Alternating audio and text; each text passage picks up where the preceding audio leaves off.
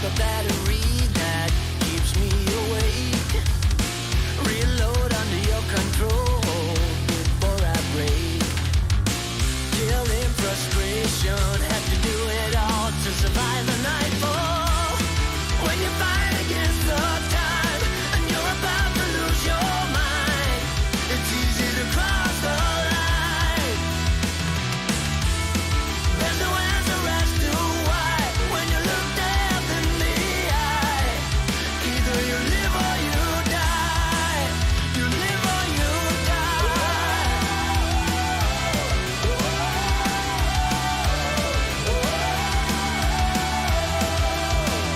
You live or you die.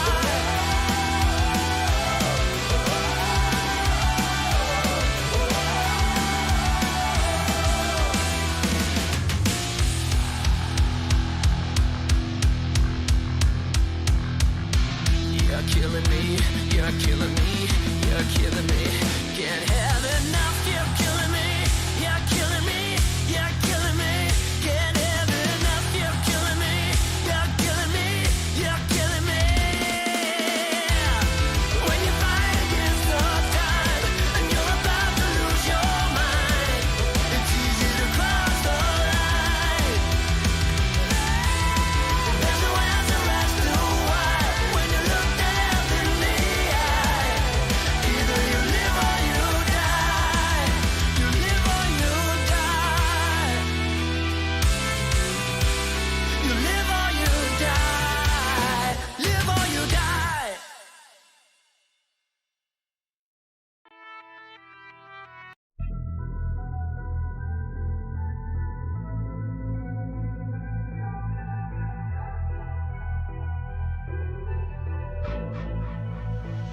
I've been giving you the worst of me.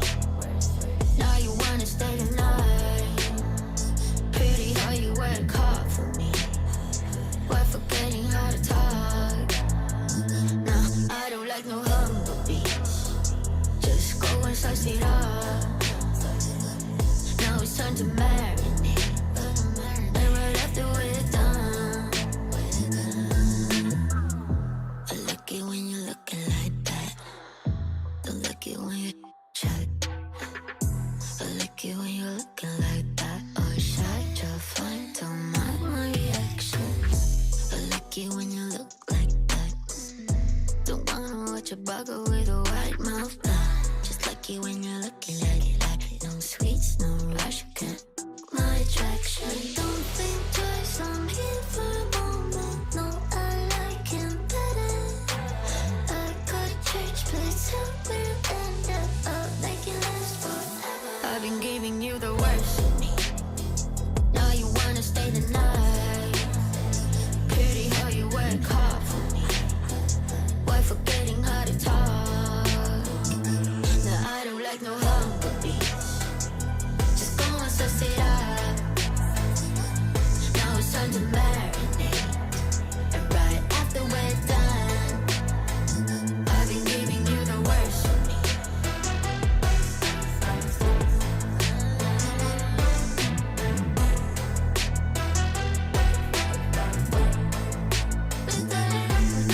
Give me a second, let me do it. I'm no vegan, I bleed. I'm off the leash. Go down on your knees. I got PhD. I'm all that you need. Just give me those. I've been giving you the worst of me. Now you wanna stay the night. Pretty how you work hard for me. Why forgetting how to talk? Now I don't like no humble beats. Just go and suss it up. Now it's time to marinate. And right after we're done,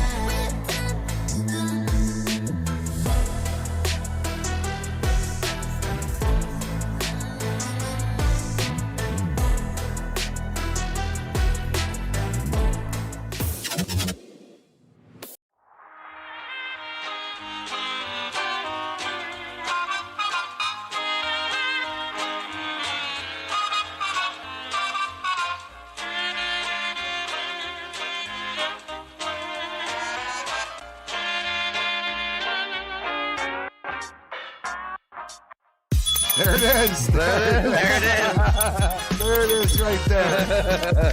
Very good, sir. What's up, Tim? Amazon is sending it to you, darling.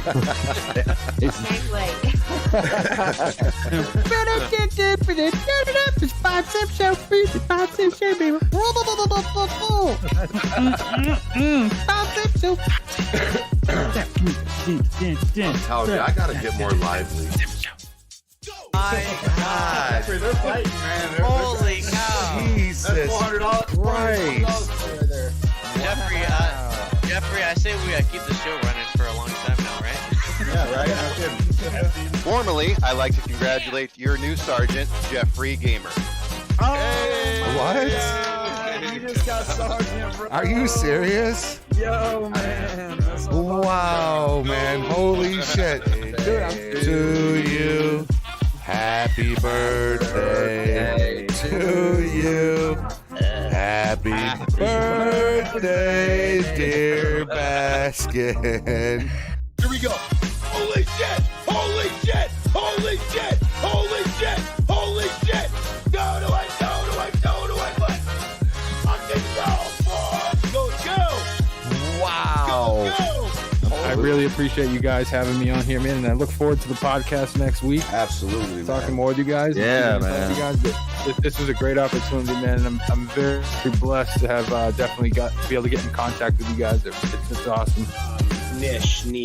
You know what? English. Who cares? What are you laughing at, CJ? My wife sent me something, man. She's always sending him something when she tries to get him to laugh on camera. I think she does it on purpose. I think you got your work cut out for you, brother. Be prepared. No, guys, thank you very much. Cookies, Criminal Justice, Jeffrey Gamer, thank you guys very much for having me. It's been an absolute blast. We've gone way over time, but, time flies when you are having fun.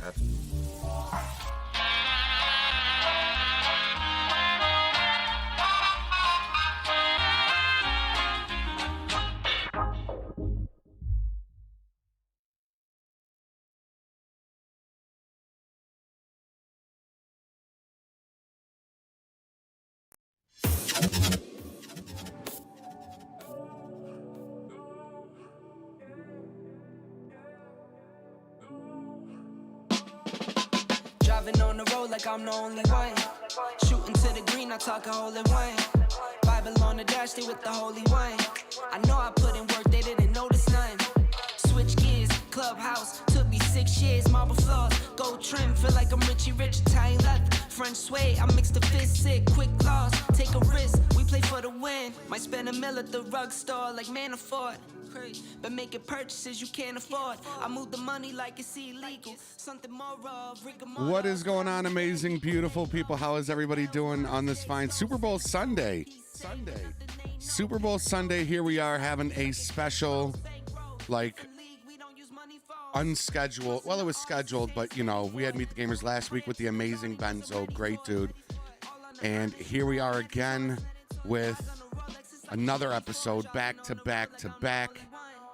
I'm telling you, today is an amazing show. One of the guys that literally got me into PCing and gaming and LSPDfr 5M is none other than Jeff Favignano. We have Jeff Favignano on Meet the Gamers. I'm in here early. We started early so I can come through and say hello to the chat and hi to everybody that is up in here right now. And to all the newcomers from the Jeff Favignano family, welcome to our family. I thank y'all so much for coming over here and treating me as one of your own. You all have been absolutely amazing with the support, the comments on the videos, just like you've been here ever since the beginning. And it's absolutely fucking amazing. And I wouldn't have it any other way. Jeff is in the dressing room right now. He is ready to go. I prompted our staff. They're going to have him in here at 4 o'clock on the dot. So I want to first off I like to shout out all the sponsors first. The chat is going crazy. I don't think I'll have time to do that. So I just want to say hello to all the sponsors up in the chat. Thank y'all so much. Drop that sponsor music there. And I see we've got Miss Darcy J is up in the house. That is so loud. I am so sorry for that.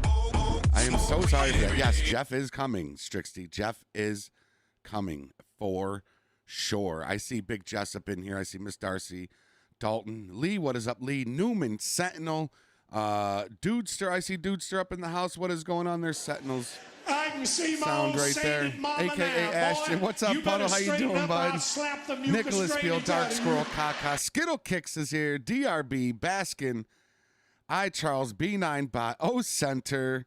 Oh my God. Yes, you're supposed to be seeing the back of the head for right now. Then we'll switch over to the studio. This is just kind of a, a pre-show look. The back of the head is just as pretty as the front of the head. Dudester. Jesus. Space Sandwich, nice cut, bro. Thanks, man. Not bad for a fat head. The one and only Jeffrey Repool. What's going on? Zach Gamer is in the house. The creepy clown. Yeah, that creepy clown's old. He's literally been here since my very first live stream. Gamer Faden, Big Jess making progress on his new studio setup. Train Guy's here. Cue Ball, DJ Big Scully. I see Matt West up in the house. What's up, Matt?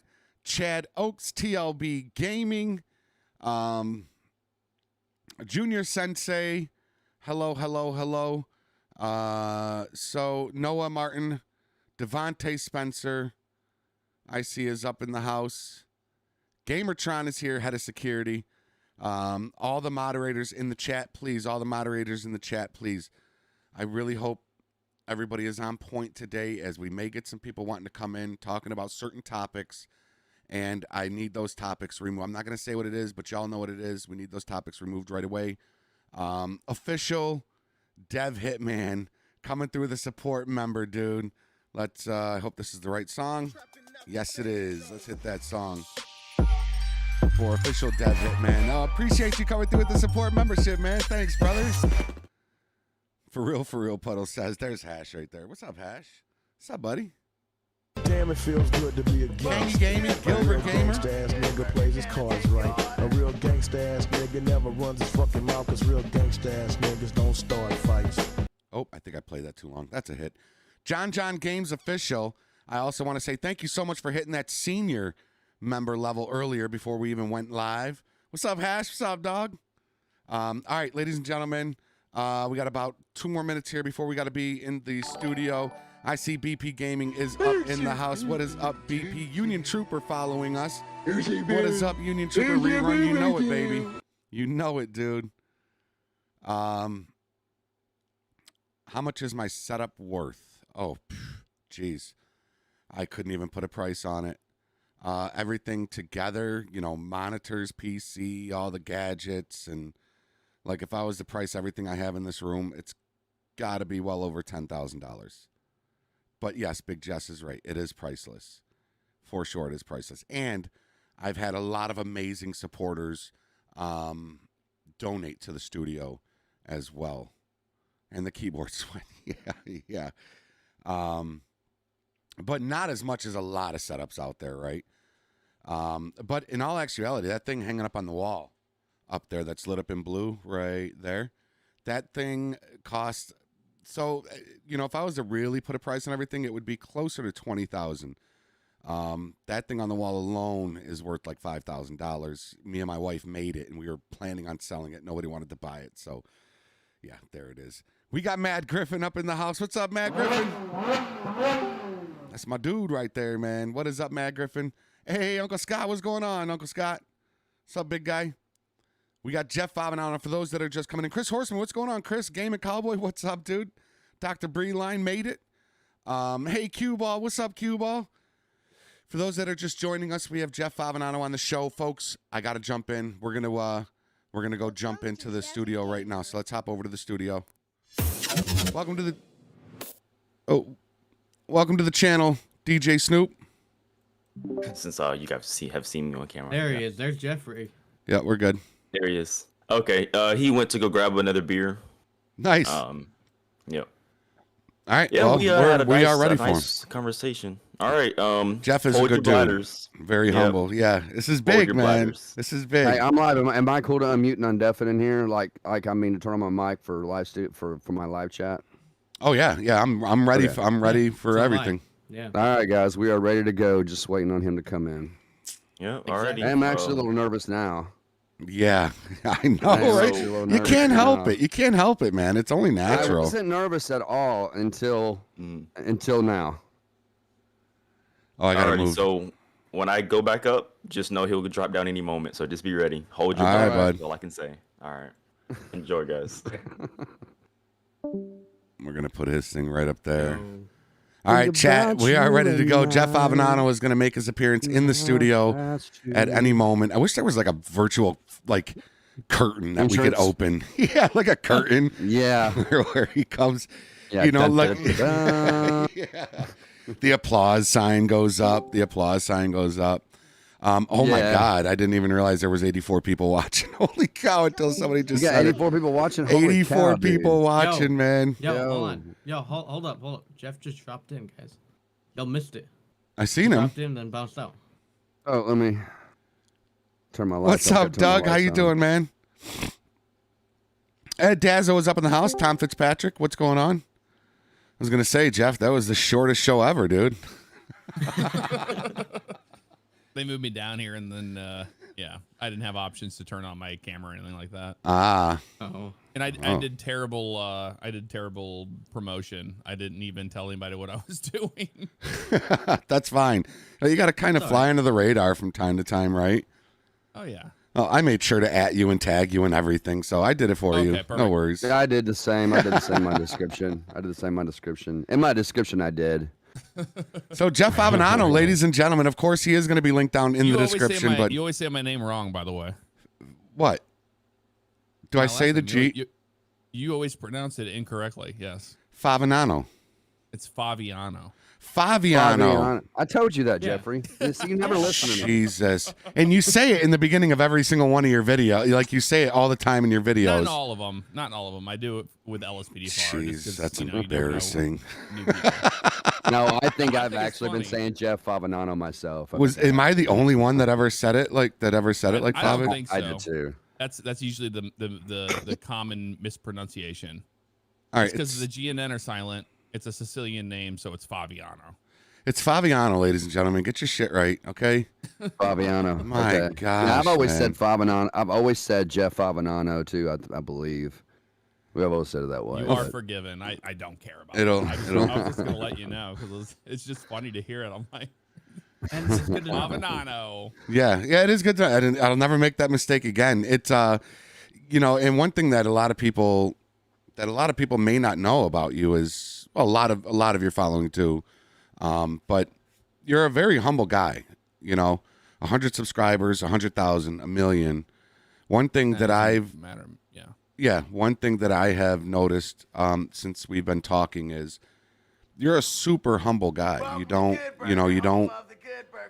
Not saying that everybody over there with million, but there are guys out there that when they hit 1 million, they're They go like this. they're royalty. Untouchables? Yeah, and you Yeah. are far from that, man. And I can only hope to, that's my aspiration one day is to be the same way when I make it to that level. I want to be just like that. But did you ever find it hard to? Probably not, right? Like just staying to being yourself. Is it with outside influences? Was it hard to be yourself as you started climbing up in subscribers? I don't think the thing is like when I was just telling the guys in the previous room, I was like when I started out, like I don't feel different today than I did then. It's just seeing the numbers change and the influence you can have in other people. The coolest thing is seeing the impact of like people that were watching back when I started to today, and they're all adults with like careers, and they're like, hey, I watched your flight sim videos. Now I'm a pilot, and they're flying airliners. And then there's guys that are like full-blown law enforcement officers now because they watch LSPDfr. So that was always really cool. And then I had, friends in law enforcement, and they were like, what you do is really, what you guys do is really neat. You make it an approachable subject and then bring gaming into it. you're doing a great service to seeing, not making it into like a huge monster that other people get scared and they don't understand law enforcement. So I've had like reserves of that. I'm like, man, I kind of feel weird being a fake cop. And they're like, no. Yeah. You take the time to learn it and understand it and respect it.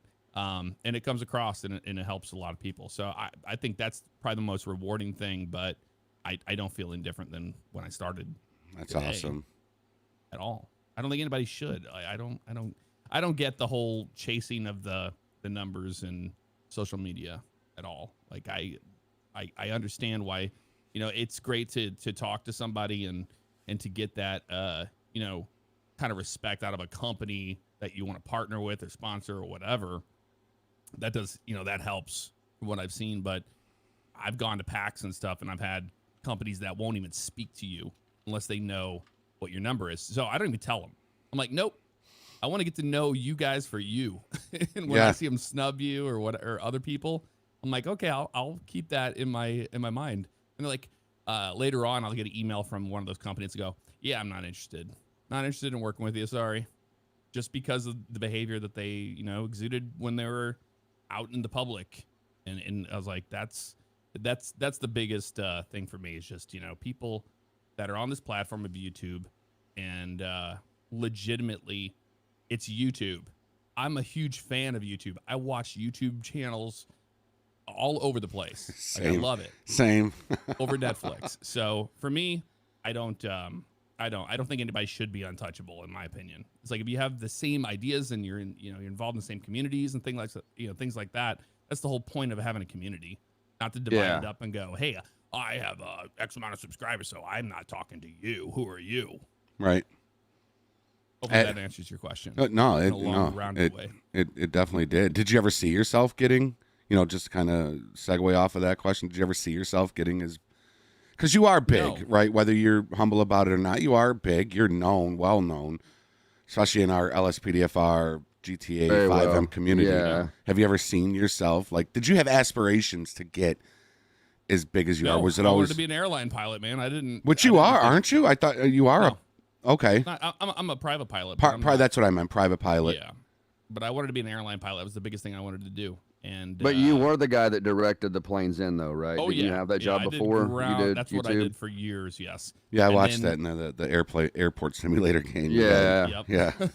And like I had told you, Jeffrey, that I was like, I had my buddy Spears, the Amazing HD, was one of the biggest ones that was like, hey man, like I know you don't see it in yourself because it's almost impossible to think you're gonna make it to the certain level. He goes, but you have that like factor, that it factor, and like what people are wanting to see on YouTube, and you understand it. He's like, just he was like a huge fan of like what I was doing, and I was like, that's so cool. So I hit you up, and I was like, I have to tell you this because a lot of people don't get that. They don't get that like, hey, just keep doing what you're doing because you're doing something totally different than anybody else.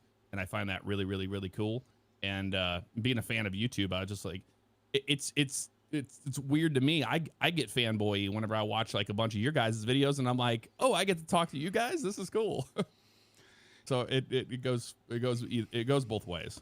Well, that is extremely flattering. Like it really is to hear that from someone who's been around. I mean, you were like the original pioneer of LSPDfr, right? Like you and Bugs, you guys were like the original pioneers of that. Which is so strange to me. It was just Bugs started making videos, and then we started at the exact same time on YouTube. Mm-hmm. And we got together with LCDPS was the name of the Hey, what's up, Don Mitch? Chat, I see y'all. I'm reading the comments. It's just so hard to get to all the comments. Officer Lincoln, what's going on? JT, what's popping, JT? But he's like, I just make liveries for cars. I was like, oh, hey, and we got along like, right out of the gate. Story all about how my life got flipped, turned upside down. So I was like, I'm learning how to do YouTube videos. I was just going through a breakup at the time, and I was like, I have a lot of free time on my hands. I work crazy hours at the airport, so why not, just make videos and have fun? That's what I did. I never thought it would do, anything that it is today. I didn't think it would become a career at all. Yeah. It's huge. And it's hard to. It's really hard to get those to get people. That's two of the hardest things that Jeffrey and I have talked about. Two of the hardest things to get people to do is to hit the like button and to subscribe to your channel.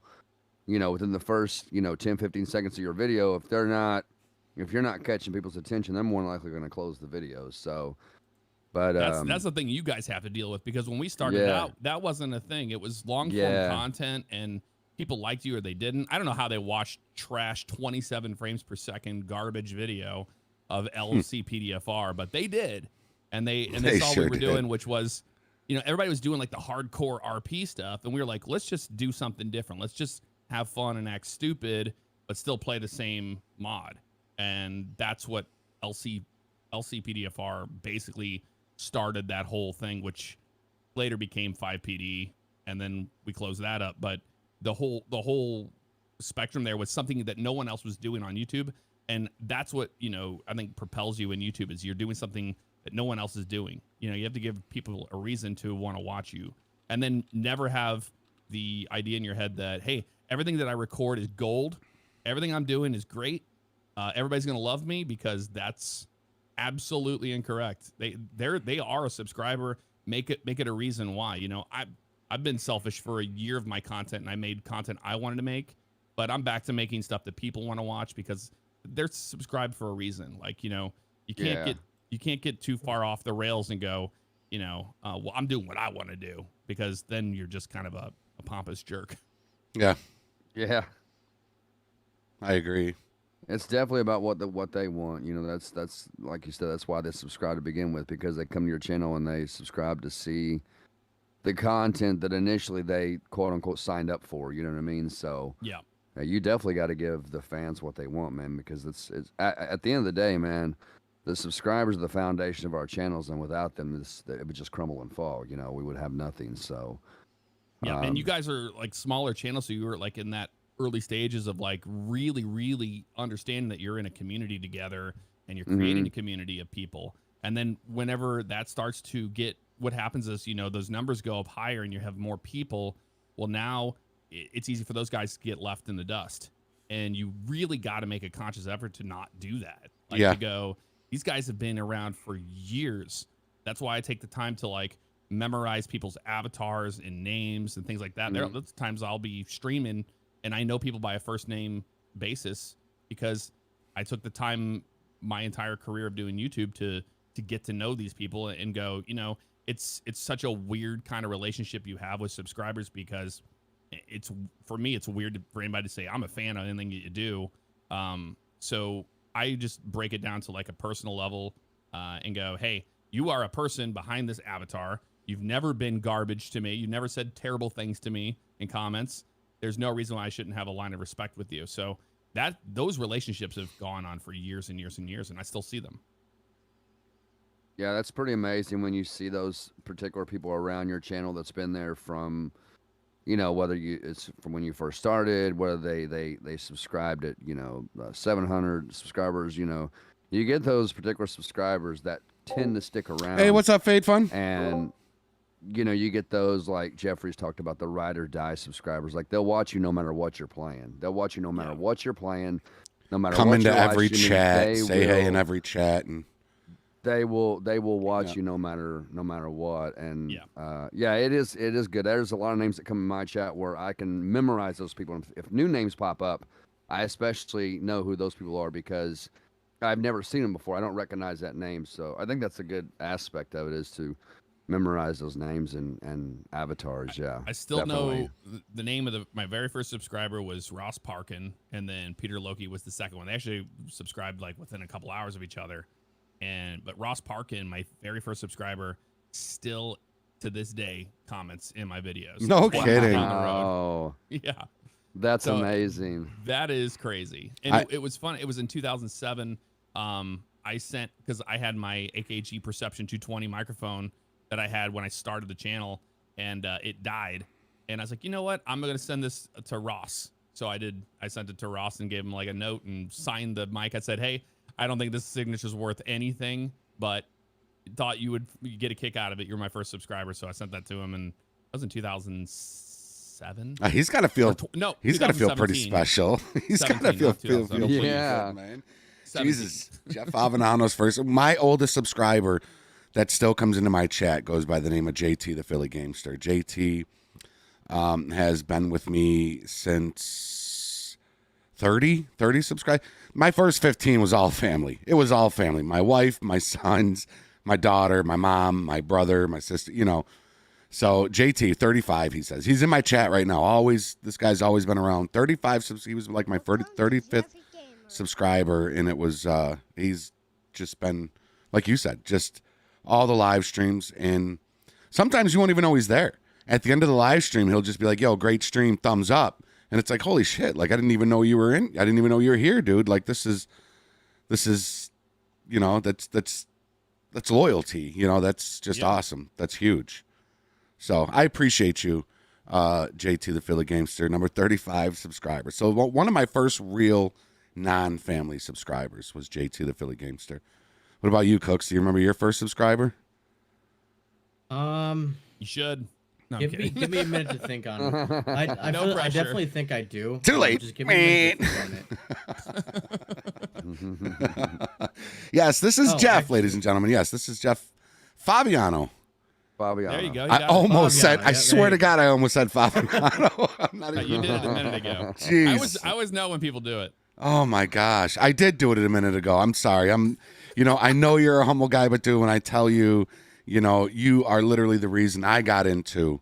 And I was just telling CJ before we got started that, you know, it was always a dream since Meet the Gamer started off as just kind of me, CJ, and two other guys just kind of shooting the shit, answering questions, support questions for LSPDFR. Yeah.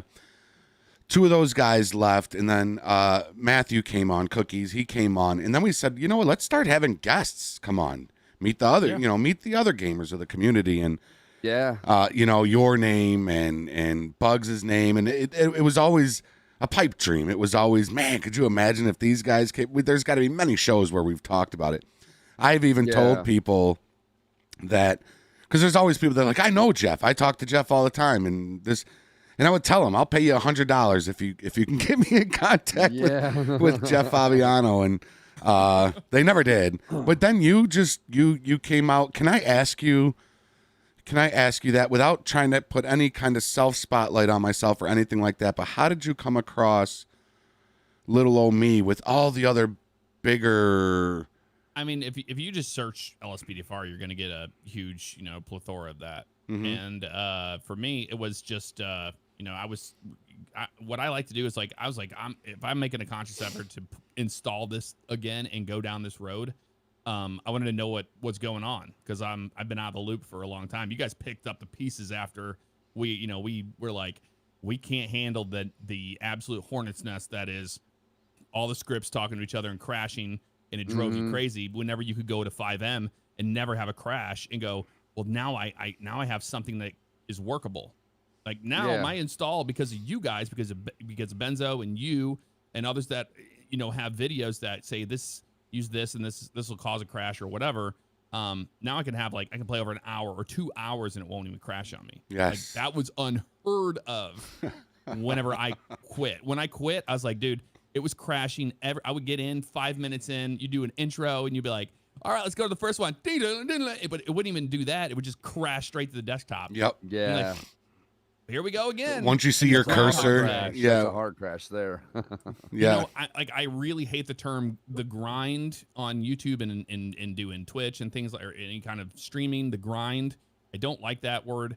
But that turned into a grind. It was Groundhog's Day. How can you be genuine playing a game and making content when it's crashing so often that you have to repeat yourself? You have to do this over again. You have to, you know, fly to this end of the map and make it, you know, different.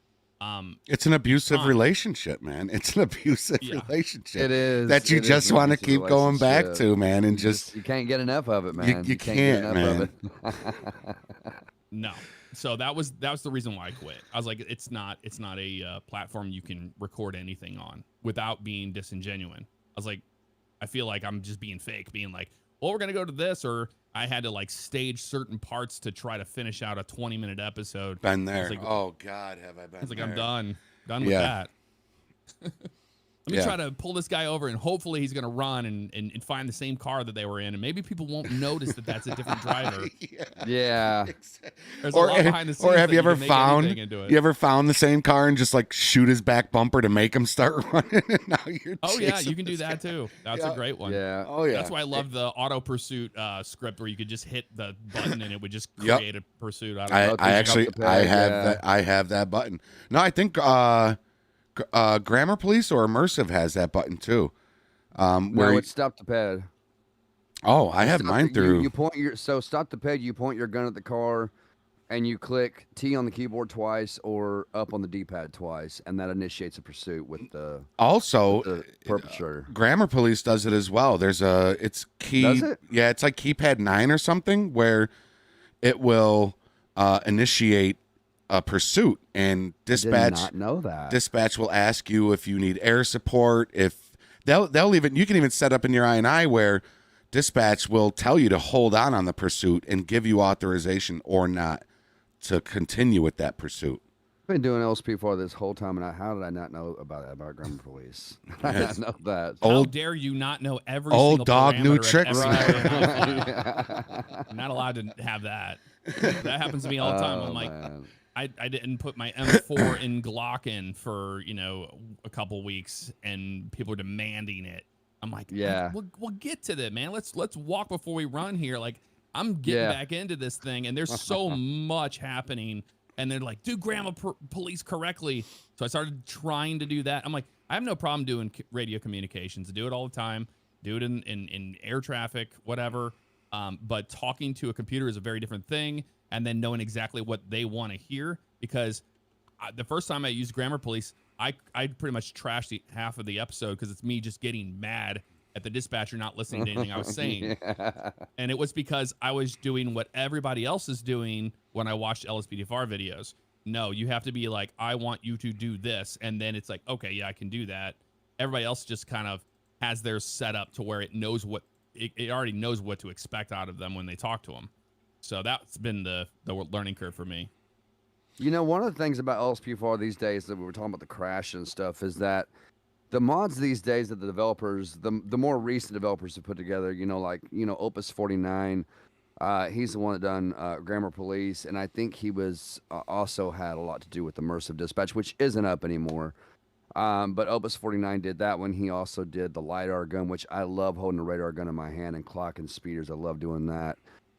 He also did call out interface. But one of the things about LSPDfr today is I tell people that one of the tricks to having a near successful LSPDfr where you can run without having a crash every few minutes is, always using the most up-to-date, recently up-to-date, plugins, mods, scripts, call-outs, whatever you're using. Make sure they're up-to-date. You don't want to use anything that's out of date too much because that can cause issues with your game. Even OpenIV modifications can do that as well. Not so much as the plugins and scripts, but up-to-date stuff I think is very important. And I've had people actually ask me, do you ever have crashes? I'm like, yeah, of course I do. It's just the nature of the beast with LSPDfr. But using up-to-date mods will prevent that a whole lot. It just prevents it a whole lot. It does. It does. It really does. It helps. It really helps. And you're a big-time pilot. I did have somebody that wanted me to... if you don't mind, do you mind answering pilot questions? No. I do have somebody by the name of Passenger Escobar who says you would understand that name. Oh yeah. Okay. He said, could you ask, you know you got your private pilot license. Did you get your instrument rating? What aircraft do you train in, and what is your favorite airport? Okay. I trained in a 172R before the glass cockpit, so old steam gauges. And then moving on from that, no, I did not complete my IFR. It was 145. It was in 2012, right when I started my YouTube channel. I was paying $145 an hour for duels in a 1976 172M that had like no backlighting. It was just a red splash light on it. And going up and doing instrument training in that, it was starting to it was too much. I was dirt floor poor, broke, and I was like, I can't afford this. I'm taking my paychecks from working at the airport or wherever and throwing it into flying. Like today, I could go get it done easily, but I just haven't done it for a lot of different reasons. I don't have like a reason to go fly. A lot of people need to fly from point to point, or they Hey, what's up, Pig? How you doing, brother? Education in aviation and become an airline pilot or whatever. I don't feel like I need to be in the sky right What's now. up, Swifty? I get a lot of enjoyment out of flight simulation because of that. But when I go and do a BFR, which is a biennial flight review, you have to do them every 2 years to stay current. I let that lapse, and then you have to go get a physical and all this stuff. But when you go back into it, it's like I didn't forget. I just do it. They're like, yep, you know how to fly. Things are fine. And you move on. But I don't have like a big reason to fly. And my favorite airport of all time, well, it's my hometown, St. Louis, of course. Lambert International. Lambert International. Nice. St. Louis Cardinals, man. Nice. You ever? A lot of people always ask me that, and they said the Blues and all that. I'm not a huge sports guy. I like NASCAR. Yeah. A lot, but yeah. As far as like that's like Super Bowl Sunday, I'm like, put me down for Meet the Gamers. I have no plans for Super Bowl. Oh yeah, Don't worry St. about Louis me. Blues, man, hockey fan right here, big time. I love watching a good hockey game. I've been to hockey games in person. Yeah. Yes. Oh yeah, it's cool in person. I live in Tennessee, so I go watch years ago I used to go watch the Nashville Predators, and I watched them play the St. Louis Blues. And I think that was probably one of my favorite games was watching them guys play. But I just when you're in the hockey rink, one of the best places to sit is in the nosebleed section, right? Because from the nosebleed section, you get an entire view see it all, of the rink, but down by the ice as well. I tell people, if you're going to a hockey game, I don't care how hot it is outside, you're taking a jacket and you're taking some warm boots, because if you sit down by that ice, your toes are going to get cold. Because I always had a heavy jacket going to those games with me. But yeah, I definitely enjoy some. I enjoy some NASCAR myself here and there. Hockey. Definitely, man. Yeah, hockey's great. I'm a big football guy. Our hockey home team would probably be the Buffalo Sabres. That's, I live maybe an hour, 45 minutes from Buffalo. You ever fly into? Come up there to see that stadium. My hope is the Eagles. Okay. I would love to see the Eagles win it, only because Kansas City is Kansas City. They took us out. I'm a Bills fan, Buffalo Bills fan. So Wait, isn't that today? The Super Bowl's today, right? Yeah. I'm supposed to be rooting for Kansas City Chiefs because I'm St. Louis. Right. But yeah. I was actually going for. I was hoping the Bengals were going to win. I always go for the underdog. I'm like, hey, you guys, it's yours. This is your time to shine. I saw that when I was down in Florida. I saw that game was in a bar we were at. Yeah, in the Bills and Bengals game, they didn't even show up. Bills didn't even. They left all their skill at home. They didn't even show up, man. It was awful. Puddle, Vadav Puddle wanted to know what got you into LSPDFR and RPing as LEO. That's a great question. Honestly, I've always had like a love for police cars, and watching cops growing up. So when I saw LCPDFR the first time, it was a YouTube channel, and it was showcasing the mod. It was G17 actually, because I'm a huge Grand Theft Auto fan, and I was like, you can do this? Oh, that looks awesome. I'm gonna do that. Right. So I played it for a long time before I ever recorded it. I didn't even know how to record it. I was at the time doing video production with my buddy. We started a company and filming weddings and music videos and all that stuff, and we were inexperienced. We didn't know what the hell we were doing, but I learned Premiere Pro. I learned how to edit from there, and then when I realized that I could take recorded video footage and then I could edit it in a video editor, I was like, oh, this is way more fun than me watching somebody's wedding or whatever. And before I did that, I was a DJ. I DJ'd for a year doing weddings. So I was done with the wedding scene, man. I was like, I don't ever want to do another wedding. Don't want to go to weddings at all. I'm done with this. So I started importing my own footage in there and started having fun with it, and then made the YouTube channel and uploaded it. Did you get to eat free at those weddings? A lot of photographers. There's a big thing about photographers that say they should be able to eat free, which I agree. I think the photographers should be able to eat for free. Every wedding I went to, I was always accommodated. Good. Good. As you should be. That's a good thing. Yeah, yeah, because that's yeah.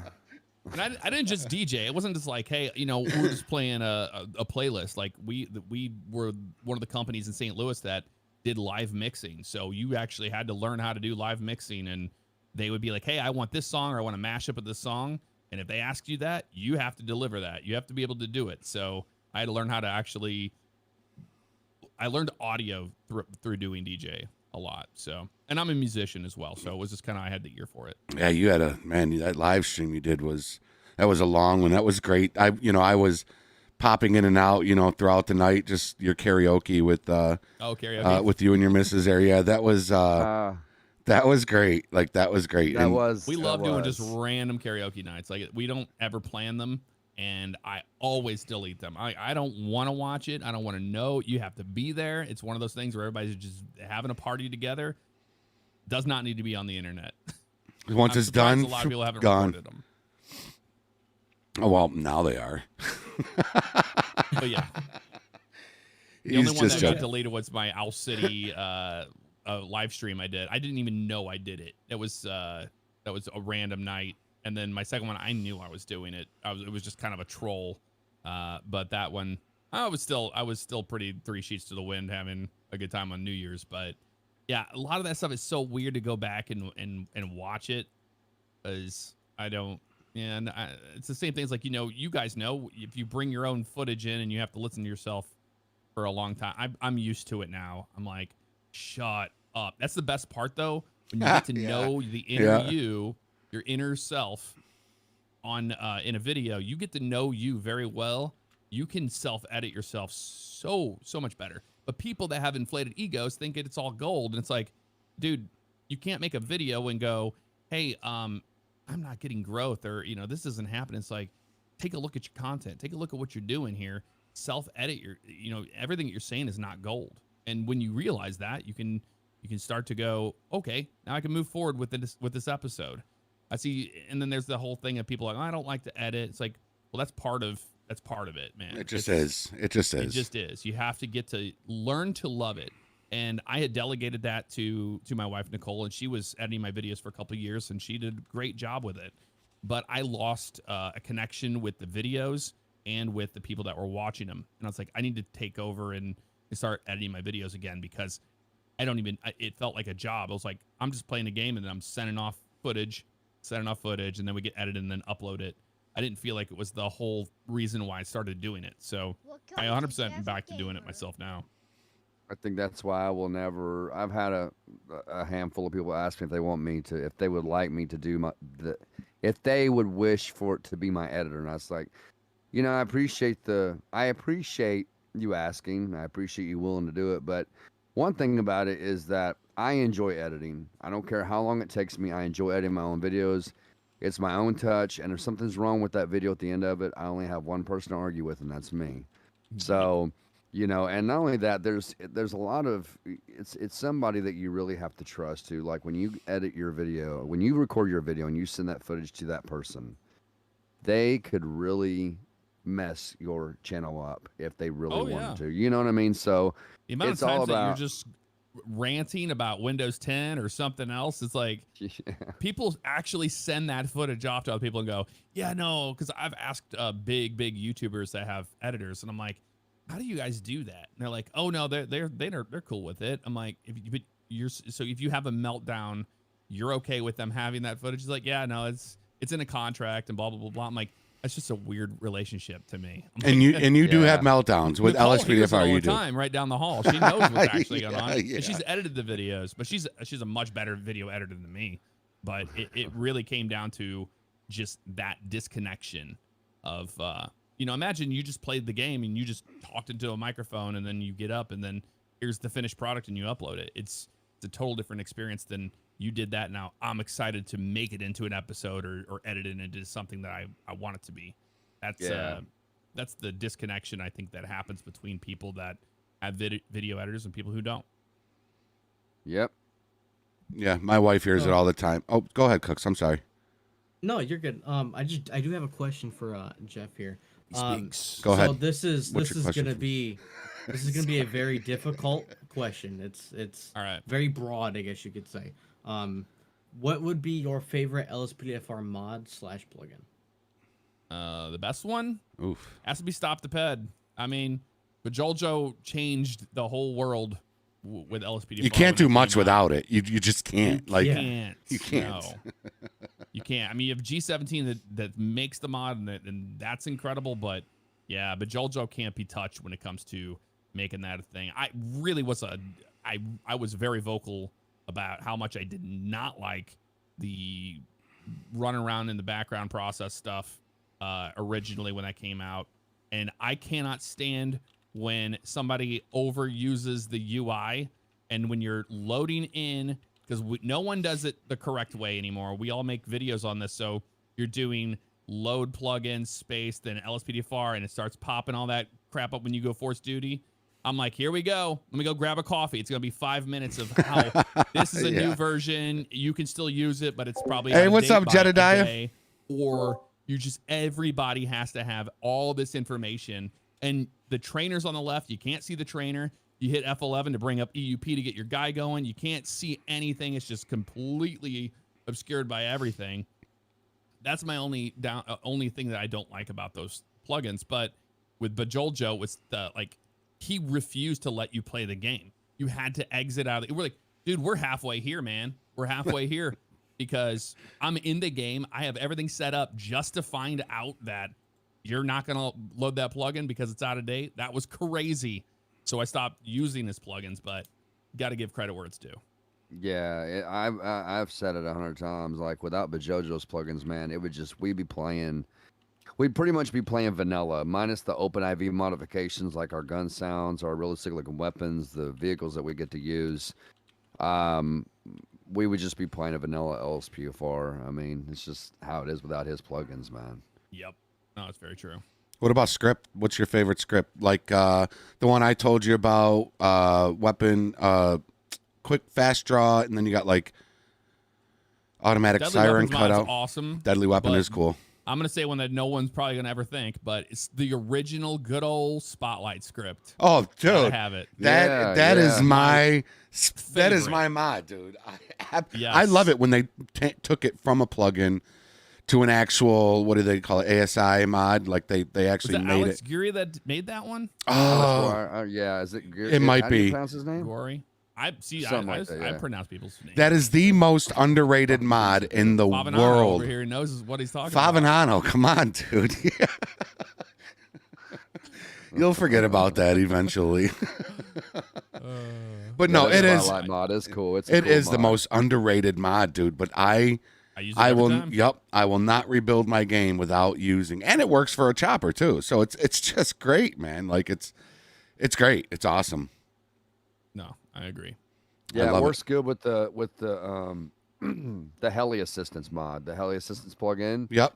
Like you have to have the Spotlight mod for that plugin to work. So see, heli assistance always made me crash. That always makes my game crash. Heli assistance. I'm running on an older version of it, man. I'm running on older because the newest version, I don't know what it is. I'm gonna have to upgrade. You just said we're not allowed to do that. We're not allowed to run. Well, I know, but the only reason I'm using, I want to make this very clear for the record. The only reason I'm using an older version of heli assistance is because the new version, I can never get the helicopter. Hey, Gringo, what's up, man? Dispatch requesting air support.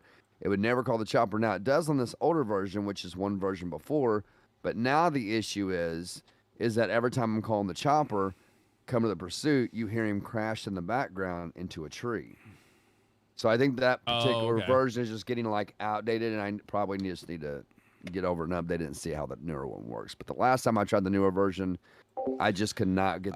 Yes, Cue Ball. He did. He mentioned. What did he say? He used everybody Premiere Pro.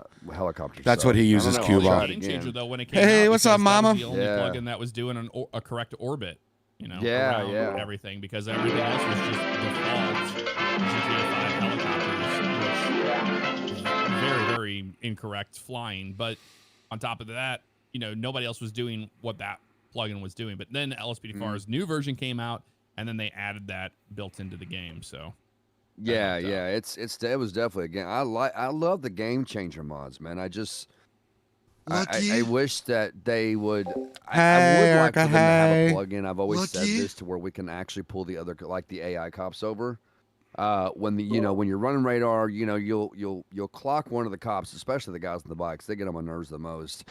They'll come flying down the interstate. You got the speed limit's 55 miles an hour, and these guys are doing 70-something miles an hour. I was like, I wish they would design a plug-in where we could just pull the cops over and give them a ticket because they got to abide by the law too. So now you can do that in RP. Yeah, absolutely, yeah. Well, it happens. You couldn't in the server as a civ. No, I couldn't as a civ, but I couldn't as a civ. Maybe citizens arrest. In my opinion, in RP, if somebody's driving like an idiot, a cop is, call it in. Yeah, you could. They're not supposed to be doing that anyway, so yeah, call it in. Yeah. Do you prefer 5M over LSPDFR? Yes. Only because of the flexibility of it as a content creator. You're just still dealing with so much behind the scenes, and a lot of people ask that all the time. They're like, "Oh man, I can't even give them." I point them to you guys. I'm like, "Here, these guys." Hey, Wally Wall, what's up, dude? On how to do this, you just have to do it. It's gonna take a day and do it, then you can have it. But there's no magical button. There's no copy and pasting a GTA 5 installation. It just doesn't work that way, man. So, yeah. There's the beautiful Miss Gamer in the chat. Hello, love. She's actually right there. Jever, you haven't done one of those tutorials for a while, the full install. I know. I always just do I think it still holds up. I'm like, it's the same stuff. Go through it. It's open source.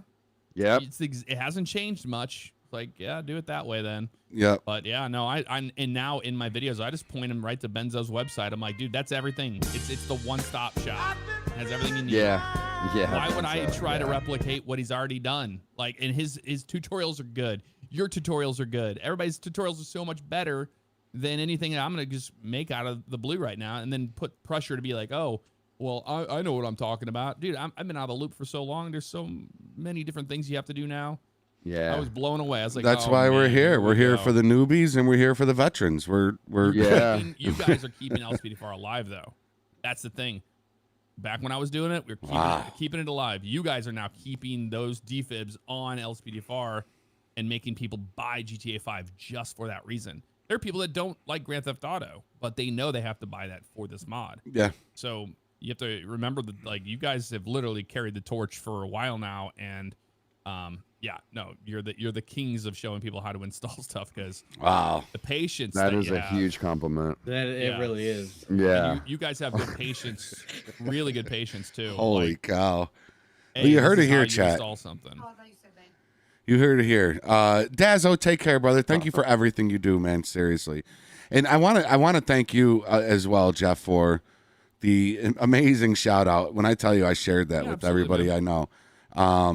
The channel just blew up, and to have the Favignano family coming over to the Jeffrey Gamer family, everybody just mixes well, and we're all here for the same purpose. People, they really are, and the love and support on the videos, the likes, the comments, and Jeff sent me, and I'm so glad he did. Love the channel, love the video, love Dangle.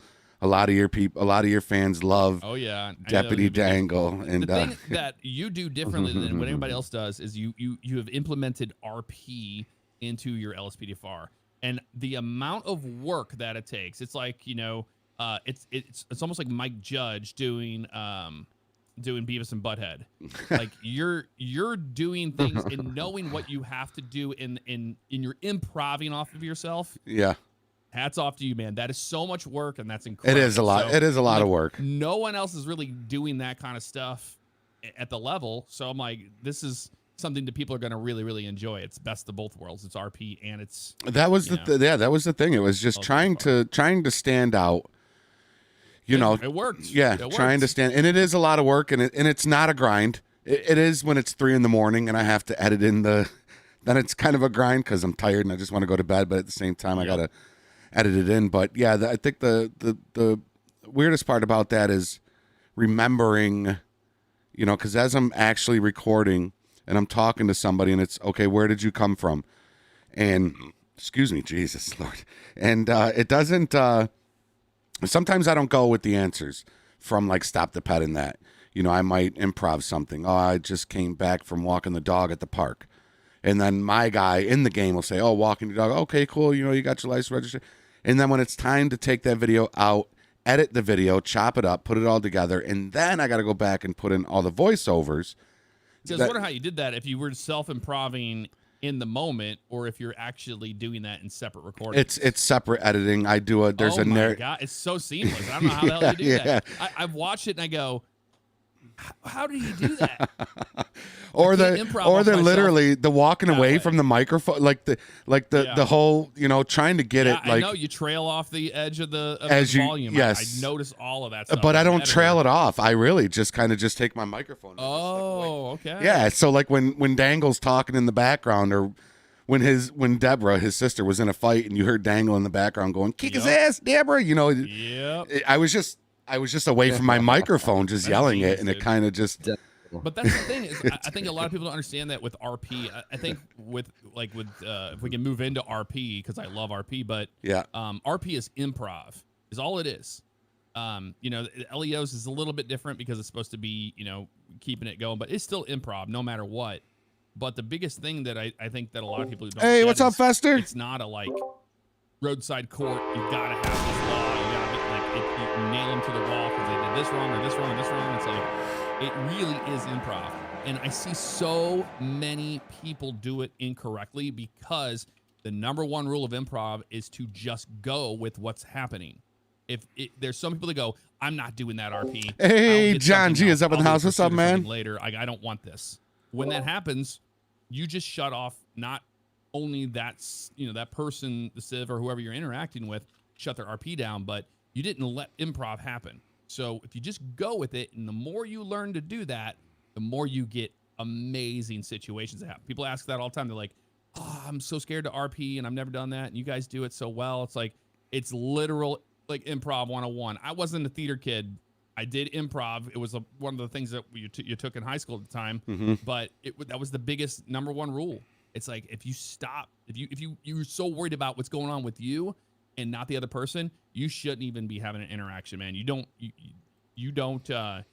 They don't deserve the RP that you're giving them if you're just shutting it down at every level. Yep. Like, no. What I say goes. And like you said, the improv is a lot more heavier on the Civ side than it is on the LEO side. And because like you said, we're just kind of we're kind of comes to you. Yeah, we're kind of not judging the RP in the improv, but we're kind of, you know, you want them to have their that's why there's pit timers and stuff like that. Like, you want the Civ to be able to have that fun of the RP. Like, we could pit a Civ the second we start the patrol. You know, oh, this person's going, we're gonna pit them, spike them, whatever. We could easily do that, but you want them to have fun and play out their RP and stuff like that. So because what I always told our people in our OCRP group is that, hey, you can pit a car in 2 seconds and then it's over, and then go back to driving around and looking at fake trash cans the rest of the night. Is that what you really want to do? There you go. Now let's chase this bastard around the city, man. For it to be over. Yeah. Love pursuits. But I'm a huge, I love traffic stops. I don't know what it is. I love traffic stops over robberies and over pursuits. Just something about the traffic stop. I don't know what it is. I love initiating it. I love calling it out, the plate number, talking to the person, engaging that person. I'm the same way, man. Yeah. Are they hostile? Are they cooperative? Are they cool? If you're cool, I'm going to let you go, man. Like, all right, let me run your shit. We'll get you on your way, you know, whatever. It could be more of an educational stop than a fine stop, you know. So, but I love doing traffic stops. That's my unless you're dealing with Ricky York. Yeah. What's that, Jeff? What'd you say? I said, that's my favorite thing to do in LSPDfr is traffic stops. Yep. Although a lot of people don't like them. So you have to edit them up to make them interesting, especially with the reagent tests and then now going through the CompuLite system. It's a whole thing that I'm trying to, in the beginning of the episode, I won't even put it in there remotely close. Later down the road, I will let it breathe, because you can let the video breathe, 10 minutes into the video. You can go, okay, now I can show CompuLite. Now I can show longer form things, because those people are here to watch the episode rather than people that are going to skip around or whatever. So if you just kind of eliminate the boring stuff in the first segment of the video, I think you're going to have a lot more people that are sticking around to watch it towards the end or to give you a chance. It was so crazy looking at analytics. I had to learn some analytics, but intros are not a thing anymore. Like, having the crazy music and having your intro logo and all that stuff, that's a thing of the past. And you'll see your audience retention just plummet into the ground because people don't want that. And the biggest reason why is because when you're watching a playlist, how annoying is it? If somebody's doing a 15-minute episode, you're hearing that thing every time. And they're like, okay, yeah, we get it, man. I don't need dubstep pushed in my ears right now. This isn't 2012 and 11 anymore. And you're still getting that no copyright sounds just blasting in your face with whatever. Just stop doing that. Just end it. Just go, hey, this is what we're doing today. There's no reason to be whatever. I'm not a call to action person for subscribers or likes. I think if you do that later down the road. And a lot of professionals in YouTube will tell you to not do that early on in your videos because it creates this like friction between you and the audience member because they're already on YouTube. You don't have to tell them how to use it. But 2, they just saw 12 videos before you of the same thing. And it's like that whole like, screw you, dude. It's like, I won't do HelloFresh or whatever everybody's doing all these sponsorships of, because at the level that I'm at YouTube, it's an incredible career. Monetarily, it's insane. It's so good. And that's just on Google AdSense. The whole mantra of, I got to keep the lights on, so I'm going to take this sponsorship is absolute baloney. It's not true. It's lying and it's gaslighting the people that are watching you. And to me, I'll only do product sponsorships if it makes sense for the channel for that reason. Like, I'm sorry, I'm not going to talk about shaving my balls with Manscaped. Sorry, damn it. You beat me to it, man. You beat me to it. I love their products. I own all their products. Oh, by the way, everybody. Yeah. Had the opportunity to do it. But that's my personal opinion. I guess other people, it works for them. But I really don't think that you have to go to those levels to make it in YouTube. You just don't have to do it.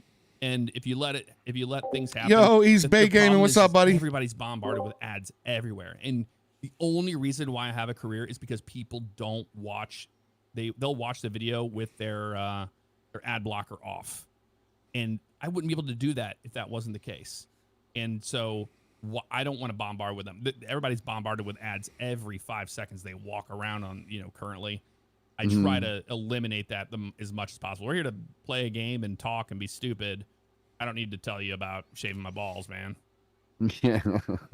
Good question. So do you think I should take music out of my tutorials? Because that's really the only time I do music is in my tutorials while I'm talking. No, I like so it. It's okay. I think that there's something about a dry voice that will drone on. Music adds that little bit of flavor to it, but I think it's getting the right level there. I do like -31 to -28 sometimes. Yeah, mine's something like that. It's right in that, you want that bed of music to be there, and you want but you don't want it so loud where you're floating on top of the music like you recorded a song. You know what I mean? You don't want that. But no, having something back way better. I can watch somebody's tutorial way longer if they have a little bit of music in the background, rather than just hearing them talk. That's good advice. Good advice, ladies and gentlemen. Yeah. Absolutely. Cue Ball wants to know, who is your... This is a good question, actually. Let's say just all in general, all around, whether it's LSPDFR, ATS, Flight Sim, whatever. Who is your favorite YouTuber? Who is it that when they drop a video, you're just, oh, man, they just dropped a video. Let me go. Good question. That is a really good question. Because, Gaming for Life asked that question. Okay. Yeah. The click through for me is always. I gotta think of the channel because I don't. Well, I mean, I love Curtis Connor. I love him he's a comedian YouTuber. I don't miss a video by him. Are you a big Patty Mayo? Is it Patty Mayo? I haven't watched any of his videos. Okay. I saw he was in your chat the other night. I was like, holy shit. No, it wasn't mine. That was Ryan's. Oh, Ryan's. Yeah, that's right. You were in. Yeah, you were in with Ryan. Yep. Yeah. Wait, Patty Mayo was in Ryan's chat. Is that what you're saying? Sev Ryan, yeah. Patty Mayo was in there. The real Patty Mayo. The bounty hunter, yeah. Yep. Oh, that's pretty cool. I was like, you know, I thought because I was like, I know what he does, and I'm like, man, how cool would it be to do GTA, like do RP in real life? That'd be so much fun. Yeah. Do that. I'm trying to answer this question, but that's a loaded question, man, because I watched so much, and I had it off the top of my head. But one of the guys, his name's Programmer. He's a flight simmer, and he's just a dude that has his cat and plays his game. But he's so hilarious to me, and I think that's the thing. It's like, you know, it's like because I love Jim Gaffigan, the I saw him live. comedian. I saw him live. It's just everything. Yeah, but if you just see the guy in anything, an interview or whatever, you're just like, oh, this guy's just funny. You know, it is what it is. That's what Programmer is to me. It's like everything he does is just funny to me. So I think that's probably the one I will never miss a single video whenever he uploads it. Yeah. For me, it's Goon Squad. Well, I got a lot of, obviously, my fellow YouTube brothers and sisters always watch their stuff. Goon Squad is outside of the LSPDfr world and GTA world. It's a couple of brothers named, their channel's Goon Squad. And I just, man, when they drop their videos, it's like, all right, I have to go watch this video. Great videos. They just rebuild cars and stuff like that. But yeah, he's Hot Pocket. Yeah, Jim Gaffigan is pretty funny. When he came here to Rochester, we got this thing called the garbage plate, and if you ever come this way, you have to try it. What it is it's it's not for you if you're on a diet or trying to eat healthy or anything like that, but it's mac salad, French fries, or home fries, topped with your choice of meat, Italian sausage or burger or red hot, topped with meat hot sauce, onions, mustard, and it's all just thrown in this styrofoam container. And when you're sober, hammered, high, it don't matter what you are, this shit is so amazingly, and he had one, and he did a whole bit in his stand-up about the garbage plate, and he was like, who would eat something named after garbage? And Rochesterians would, and we love it. Like they're really, really good. Chat, anybody in chat ever have a garbage plate? They're so good. I want one. You've told me about them. I'll have to come up there sometime, and you got to take me and get me a garbage plate, I'm bro. telling I'm you. a pretty picky eater, so I don't know. That would not be up my alley at all. It would be something you would think that kind of the mixture of everything, but it's really good. It's really good. Somebody in my chat named Juice GME said to tell you, first of all, hello, Jeff, and they've been watching you since 2016. Hello, Juice. That's a long time. There was another one, too, Olivia. She had Was it a car pack? About the car pack? What's Jeff's favorite car pack? Yeah, what's your favorite car pack? Yeah. The current one I'm using is the Code 3 pack, I believe. I have it linked and all that. Code 3, is that the one by Ripple or? It's Ripples, yeah. It's Ripples, and then I have I just did a couple videos on Rabbit's Demon and then the TRX. Rabbit the TRX, so great. Oh, man, that guy does good work. Rabbit Development. That's up my alley, man. Christmas tree cars, I love them. Yeah. Rabbit Development does good work, man, and Emergency Distributors does good work. Trooper 18, Trooper 18's Patreon also does really good work on his. He's got a Patreon, and you pay so much for so many car packs, and this dude has like an unlimited amount of car packs that I've been showcasing in my live streams for about the last couple of weeks or so. I've been showcasing his cars, and they're just awesome, man. I love some when I get inside of a police car in LSPDfr. One of the things I'm big on is hands on the wheel. I don't like to see the hands between the wheel. I don't like to see the hands outside. I want to see the hands on the wheel. I want to see a nice radar in the window, and I want to see a very nice partition right behind me with a shotgun and a rifle. Yeah, that is. I'm huge on those few things. Jedediah makes good stuff too. Jedediah does. I'm sorry, Jedediah. You're in my chat, and I'm talking about all these other developers. I'm so sorry. Jedediah does. Jedediah, yeah, he does make good stuff. He really does. Jedediah, I will support some of your packs. I promise. The OG was BX Bugs 1, 2, 3. Yes. Yep. He created ELS, right? Didn't he create ELS? No, that was Lieutenant Kane. that made Was it ALS. Lieutenant K? I could have sworn. Which Yeah, pack no, was it you talking about, wasn't. Jeff? With the one that Bugs made? What car was that? Was it a Crown Vic? He had the Crown Vic. Yeah, he was one of the first ones that created it, and it to I that level. used that. Yeah. And then there's another guy that he did it with that did the 2014 Charger that was really, really cool at the time too. Yeah, that's taking me back a little bit. That's like, yeah, they've been around for a long time building that. I don't Yeah. think they do it anymore. I don't know. Yeah, I the haven't Vic seen anything. that Bugs made, I still use that to this day because I'll take the vehicle, and then there's a parking enforcement livery that you can put with it, right? And in that parking enforcement pack, you get the livery for it, and you can also change the light colors to amber.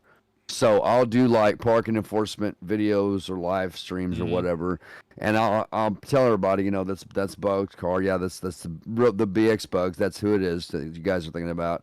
But yeah, man, I've been using that car for so long. I love that car. Radiance. It's That was awesome. Thank Yeah, you. Radiance 5. Thank That you, was Baskin. That's who. Yeah, not ELS. How is it I hanging with thought it was those? Lieutenant Kane that made ELS. Yeah, I was thinking of Radiance V. How is it hanging with Bay Area Bugs? I mean, I don't want you to tell us any information that he wouldn't want shared or anything like that, but because he's another one of the guys. There was a few of you. Oh yeah. That I watched forever before I ever, and that was literally the reason I got a PC and started a YouTube channel was you and Bugs. So Bugs is another idol of mine. What is it like? I mean, just when you're together, you're just a couple of dudes, right? I mean, Yeah, we've known each other for a do very. you very guys long ever time. get noticed out in public? Oh, we have a couple times. Okay, that's fucking cool. We did it at the Rolex 24. That was interesting. It was the first time that they had ever met anybody in person. Or no, Ryan. It was Ryan had never met anybody in person because it was me, Bugs, and Ryan that went to the Rolex 24, and we ran into some people there. That was really cool. Cool. But Bugs is a pretty it's pretty just- down to earth dude. Mm-hmm. We've known each other for ever. Yeah. Yeah. Man, y'all are so He spends fucking most of funny. his time just doing RP now. It doesn't record it. Just plays RP. Yeah, I haven't seen him post. Right? He hasn't. No, he's been. Has he? Yeah, he posted a video a few days ago, I believe. I know I got his notifications on. I think I was watching you guys back when you and Bugs were doing, and I might be wrong about this, but didn't you guys at one point before LSPDfr was a thing, weren't you guys like going to GT5 online and creating your own lobbies? And I was bringing back LCPDFR style. Yeah, and controls putting in the police cars in and the death matches. Yeah, the custom death matches. That was pretty cool. On PS3. Yeah. PS4? That was way back, man. That was way back. Was it PS3 or was it PS4? It was 3, wasn't it? Because I forget GTA 5's been out for so long. It's been on 3 and 4. Yeah. 5, they're jeez. Been out for 13 years, man. Yeah, that's crazy because I remember watching you guys back then, and I got inspired by that, by what you guys did that, and then I started creating my own lobbies, got some of my friends together, and we started doing that same type of thing. But what we did was we would just create our lobbies, and we'd put in, so many police cars, and we have guys play police cars. I mean, police, and guys that would play civilians, and that's kind of where that inspiration. Oh, look at my daughter. Look at my daughter, Angelina G. Angelina Angelina coming through with a $5 super chat. Thank you, love. Love you, and I miss you. Yeah. Angelina G. That's my daughter right there coming through with a $5. Whenever that happens, $5 super chat. I hate how you say that in the beginning. It's like, Yes, shouldn't have told us that because that's Oh, the did I freeze? thing now. Oh, there we go. every catchphrase we were with in Code Zero, we had our group. Every catchphrase and everything that came to fruition with all that. It's like some people put on shirts and stuff today. That was all Zach Hausnecht. Everything. Zach Hausnecht. And he was the guy that came up with all of that stuff. Yeah. Zany and just I get to go see him soon, but yeah, I haven't seen him in a little while, but yeah, I mean, like that dude created all this stupid phrases that all of it. I mean, the thing is like he didn't invent those phrases, but he made them into the catchphrases that we are known by. Yeah. And he did them all. He was the easiest. He was the one that could just make something stick forever. And then it's like, good luck getting rid of that now. Yeah. So kind of like backing off of that, I know you said that you've Hey, MC White hitting that support membership, baby. I appreciate that, man. Thank you, brother. You switch from console to PC. Just having the ability to mod. Thank you, MC White. Yeah. You are the fucking man, dude. Thank you so much for hitting that support membership. Welcome to the Jeffrey Gamer support family. I was like, well, I got some music here for you. So long to get one. I was like, nobody's oh no, that's not it. You couldn't do it. So yeah. I was trying to find people if I play it, they'll hear it. But I have a PS5 now. I didn't get an Xbox One or anything because I was like, there's so many people that want these, and I'm like, I'm just not going to use them. They're going to collect dust. I'm just a PC gamer through and through. Keep mouse and keyboard, man. And well, whenever I play, I just use a controller, but for driving. But then I set it down and I do everything on mouse and keyboard because you're so much more accurate with shooting and things like that on a mouse and keyboard. For me, see, that's what I heard. That's what I heard. Shooting and aiming is more accurate on mouse. I am. Don't judge me, dude. That's surprising that you can hit anybody with. I can't. My aim is awful. I mean, I do too. I still use a controller to drive and shoot. Absolutely. Yeah, I got. And we use this mini keyboard on the bottom here, Jeff. That allows, so we use it for mainly for our grammar police because I've got my grammar police set to my 0. I think Jeffrey does too. Yeah. And your thumb's right there, and you got access, and you just push it, man, while you're playing. You've got access to your grammar police right there. So it's pretty cool. One of the best little investments I think I've ever made. I haven't used it much since I got my pedal, though. Since I got my pedal. The Stream Deck pedals were awesome. Yeah. I love those things, man. I'm sponsored, but this is not a sponsored thing, but it's the eSwap, so you can literally pull these all out and change them up to what you want them to be. Yeah. All your modules. And there's even one with like a little steering wheel.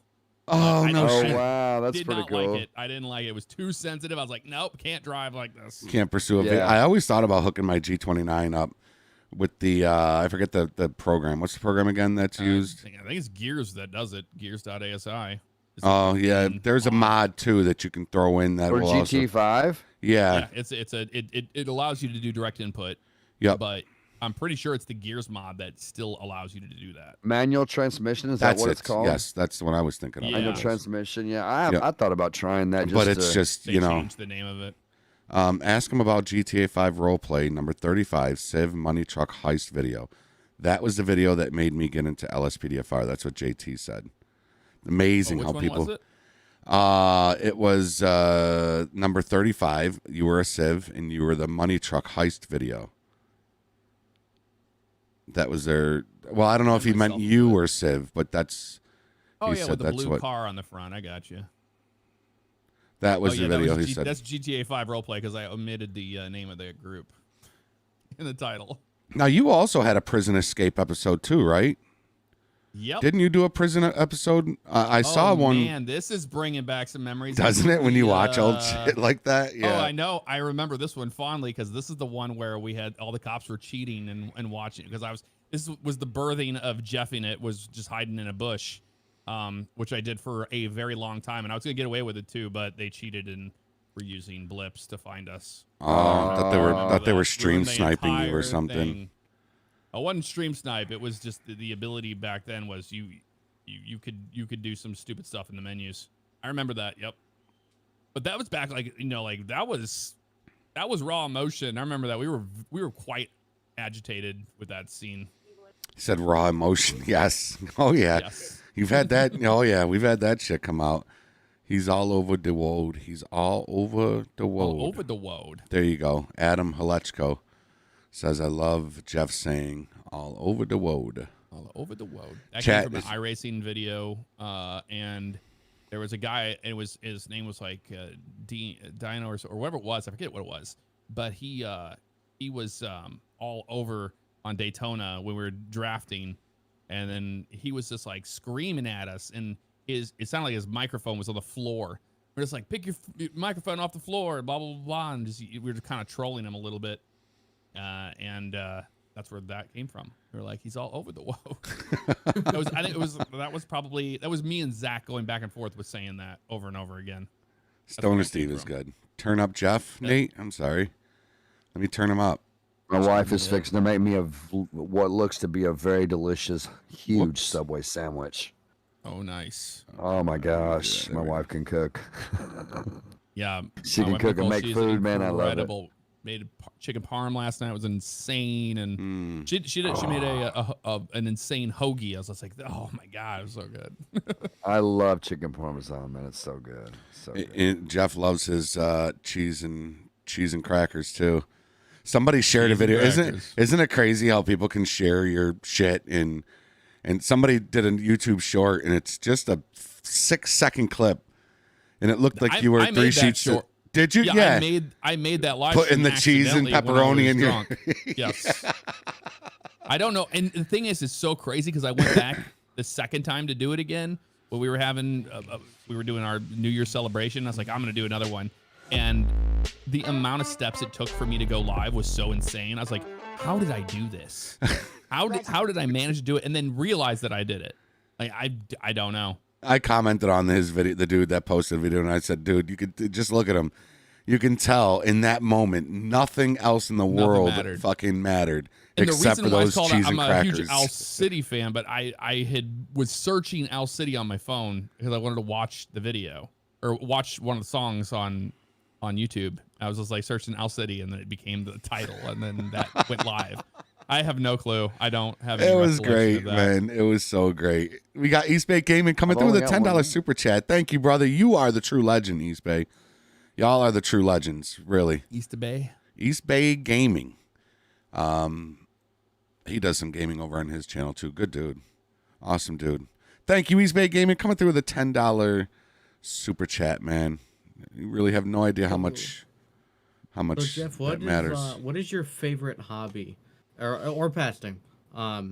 Not related to PC or gaming at all. Oh, music. I've been a guitarist. I've been a drummer long time. Guitarist, bass, piano, singing, all of it. Yeah, I love playing music, man. I've been a musician my whole life, man. I love it. Yamaha bass.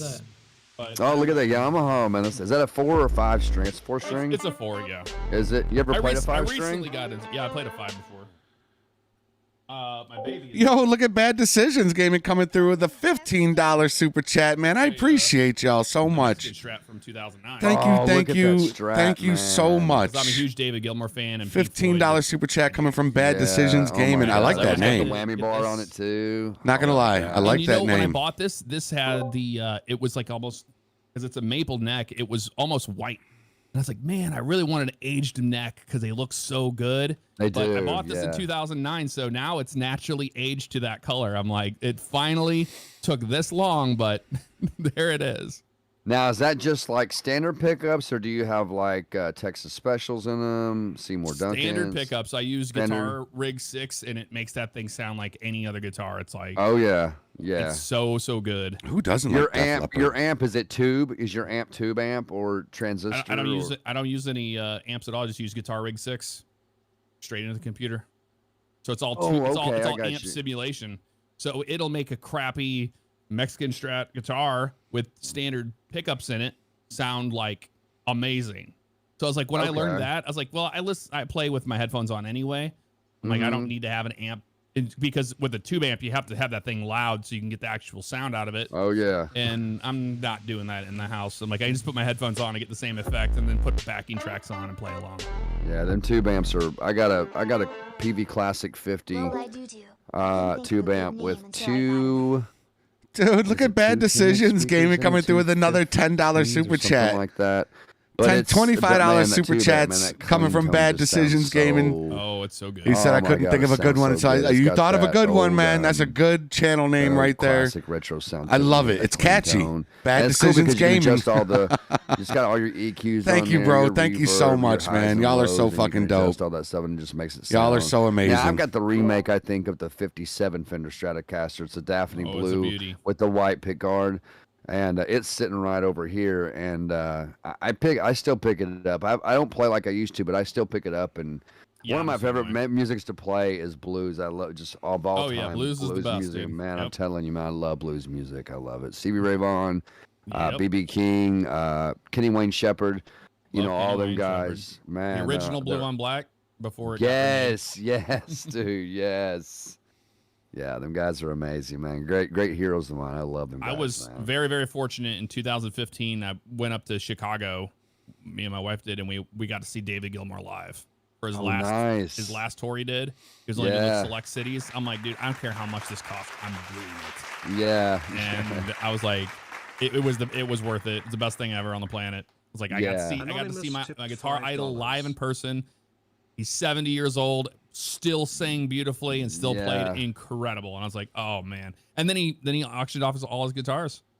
All gone. Wow. He retired and he auctioned all his guitars off for a charity. Oh, that's 70 years old was still up there rocking, man. Yep, 70 years old. Insane. That's like all these Anonymous.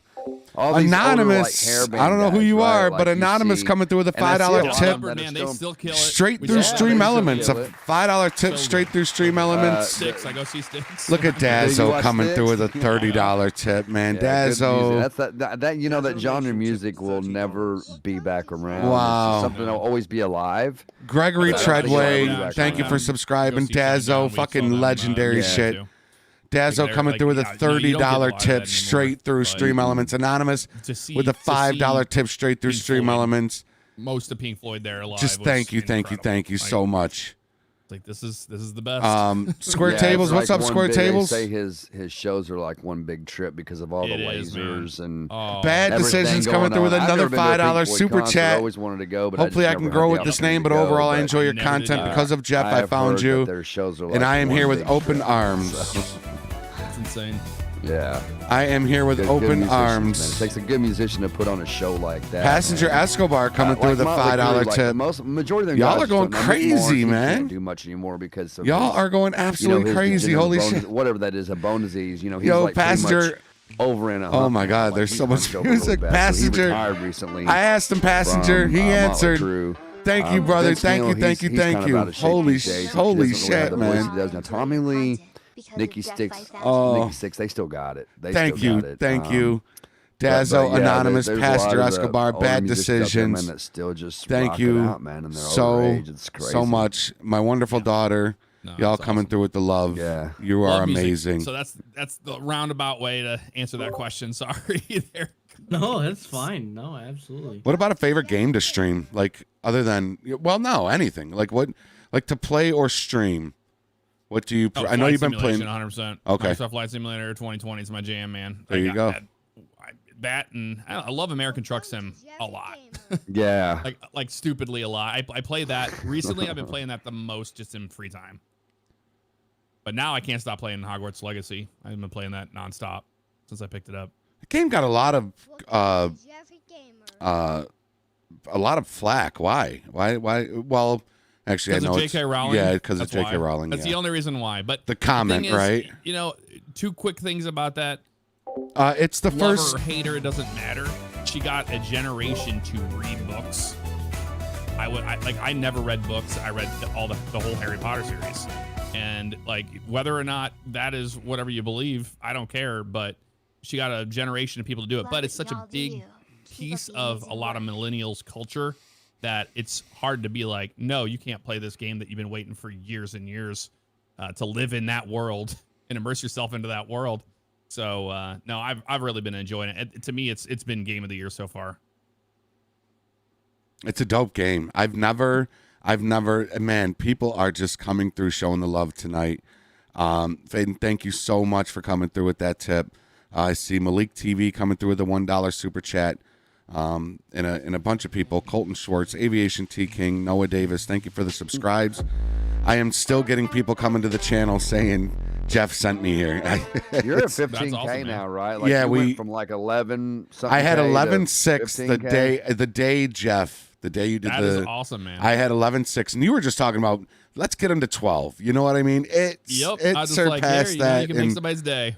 And it was just, it was within, 12 was reachable. It was hit like 2 or 3 hours after you even dropped the video. So I remember that too because I screenshotted the video. Said, "Look, dude," I said he gave you a shout out. Yeah, I sent it to you through Facebook message. Yeah, but I think you were already watching the video anyway. When I've got his notifications on. Yeah, so you know, I'm glad that worked out because like I've done shout out competitions in the past, man, there's only like a couple that still do it. they just like they immediately just didn't do anything with it. So like I lost my passion to do those because it was so much work to go through so many entries and find people that were good and to give them that spotlight, and then they just didn't do anything with it. There's a couple that still go on to this day, but that's the biggest thing. Is like, you know, you can lead horses to water, you can't make them drink. It's to everybody else. Like I can give somebody a shout out, but they have to be able to do it. It's not automatic subscribership and automatic views. It doesn't work that way. Yeah. So yeah, if they like you, they like you. If they don't, they don't. Yeah. That's it. It's up to you to retain, you know, the minds and the attention and, you know, the entertainment of people that you know, want to come over. Like you said, and you told me that in a chat, you know, when we were DMing, you know, you can you know, lead the horse to the water. And I'll do my best for all of you Jeff Favignano's. Jeff Favignano's. For all you Jeff Favignano's, thank you so much for coming over here. No, that was on purpose. That was on purpose. I was just busting balls. I'm just busting balls. But no, it's Jeff Favignano, ladies and gentlemen. All right, please get it. I don't right. expect anybody to know how to pronounce the last name. It is a mess of a last name. But the thing is a lot of y'all use pseudonyms. I don't use a pseudonym, and unfortunately, I am the only one on this planet. If you Google it, that is it. Everything. And it's like, I didn't think about that. That's why people are like, oh, did you think you were going to become a YouTuber? No, I didn't. I used my damn name on my YouTube channel. I didn't think about that. I didn't think about being anonymous. And like it had like scary implications because we were living in Orlando at the time, and we had like a legitimate death threat. And the guy was like sending pictures of a knife. He's like, I'm going to kill you with this, blah, blah, blah. And, really? Yeah, and then they were showing up at the house. They had found the house address. They were showing up at the house, and then driving off, and then all that. But we got the police involved, and the police didn't care at all. It was like, yeah, whatever, whatever. And then one cop, who was a younger cop, he was like, dude, thank you, actually, thank you so much. I'm going to take this case on, and we're going to do something good luck. about it. And the guy was driving up to Orlando from. He was driving up from Fort Lauderdale. Fearless Gaming? Is that Silver Linings logo right and there? It was a kid. Do you have Silver Linings logo? Kid, I don't think you could do that, Fearless. But they were like, "Do you want to press?" They're like, "No." They went down. Yo, there thank you so much for that $20 dono. Good luck on your future endeavors. Online. And so we've had like scary instances with that. Just thank you. I didn't even to having my hear who it was. Pseudonym. But it's too late to turn it around now. Fearless is an SLRP. Well, you know, the more you grow, the more I've always said, the more you grow, the more they troll, man. It's just you can't have the logo. Business, man. You can't have the logo. Control you and as your. Good. You do. I don't think it's made for that. Come in, they'll say something. You got moderators that'll bump them out and get them out. Sometimes you don't even notice they're there. You know, you don't even see them. Yeah. But then you get those one trolls that are just. Come back and come back and come back. The thing is, I'm super transparent. And yeah, I'm not Fearless, you're gonna have to change your profile picture, Fearless. I'm sorry, bro. In my chat, I'm like, or in my comments, Scott, come on. And energy to write this out. You're gonna get a response from me. You're probably not gonna like it, and I don't care if you. Big old Batman. Does Jeff know you? Are you setting me up for? You're being hateful. Hey, Holly. I'm gonna be like, dude. What's up, Patrick? Jackass. So I'm so glad I'm not the only YouTuber that thinks that way. I say that to people. People are like, how dare you? If it wasn't for me, you wouldn't have a job and blah, blah. I'm like, while that is the case, I don't care. I don't need your negative garbage in my life, period. Yeah. So yes, the toxicity, yes. Turn that off. Nice. Yeah. But that's funny how that works. It's either, you either get a backpedal immediately, oh, no, I didn't mean that, or you get the, how dare you? Yeah. You are my puppet. Yeah, you're supposed to be setting an example. Yeah, but you know what? You're not supposed to come in here and be like negative either and try to think you're going to stomp on us because see, that's I feel so much better knowing that I am not the only YouTuber that thinks that way. I'm so glad, man. That made my day. It happens all the time though, because I mean but the thing is, I have a thick skin. It takes a lot. The thing is, what's up, Benjamin? It's easy for people to be like, oh, we'll just focus on the positive, not the negative all the time. And that is true. Cue ball, take care. Yeah. Big Jess, thank you for that comment. I saw you. I saw that comment up there, Big Jess. This punch today, you'll go a month, you're awesome, 2 months bro. down the road, and then Crossy plays, what's up, man? Like, you know what, dude? No. Now you're getting it right now. You wanted to do this. Like everybody has their breaking point. And in 2019, I had a like my burnout, my YouTube burnout, but that was because I was doing 2 videos a day still at the time. Seriously, who was it that no dropped time that off last ever. dono? Because I didn't hear their name. Who was We're it? about 4 videos a week now. Can somebody and tell me I who that forced myself was? to take the weekends off, but it took a very long time. He said, "Oh, I am." Do that, and then also stream on the side. So it's like it's such a balance. And I this is my biggest advice to anybody that does YouTube. Like, you have got to take your time off from it. Yeah. Because YouTube is it's a literal obsession with what you do. It becomes part of your life on a constant basis. You have to make mental decisions to go, I am going to walk away from this and not do anything and live your life, because it will consume every bit of you, because you're so worried about it coming to an end. Everybody's in fear of it coming to an end, that it's a social experiment that we don't know what the long-term mental effects of this is, because we haven't been doing it long enough. It's like, it really took off 10 years ago plus, just a little over probably 10 years ago with the gaming culture and editing videos, and how fast you could produce gaming content is so quick compared to, say, a full-on production, that we don't know what this is going to do to us in a long term. I got you, Rafi. It's probably creating Thank you. all sorts of different ADHD problems and all this other stuff. But because I definitely have those issues. But the biggest thing is balance. Like, balance your life and do it early on, and catch yourself early on, because it can consume you and it will destroy you. I've seen it destroy people before. Yeah, that makes sense, man. Because it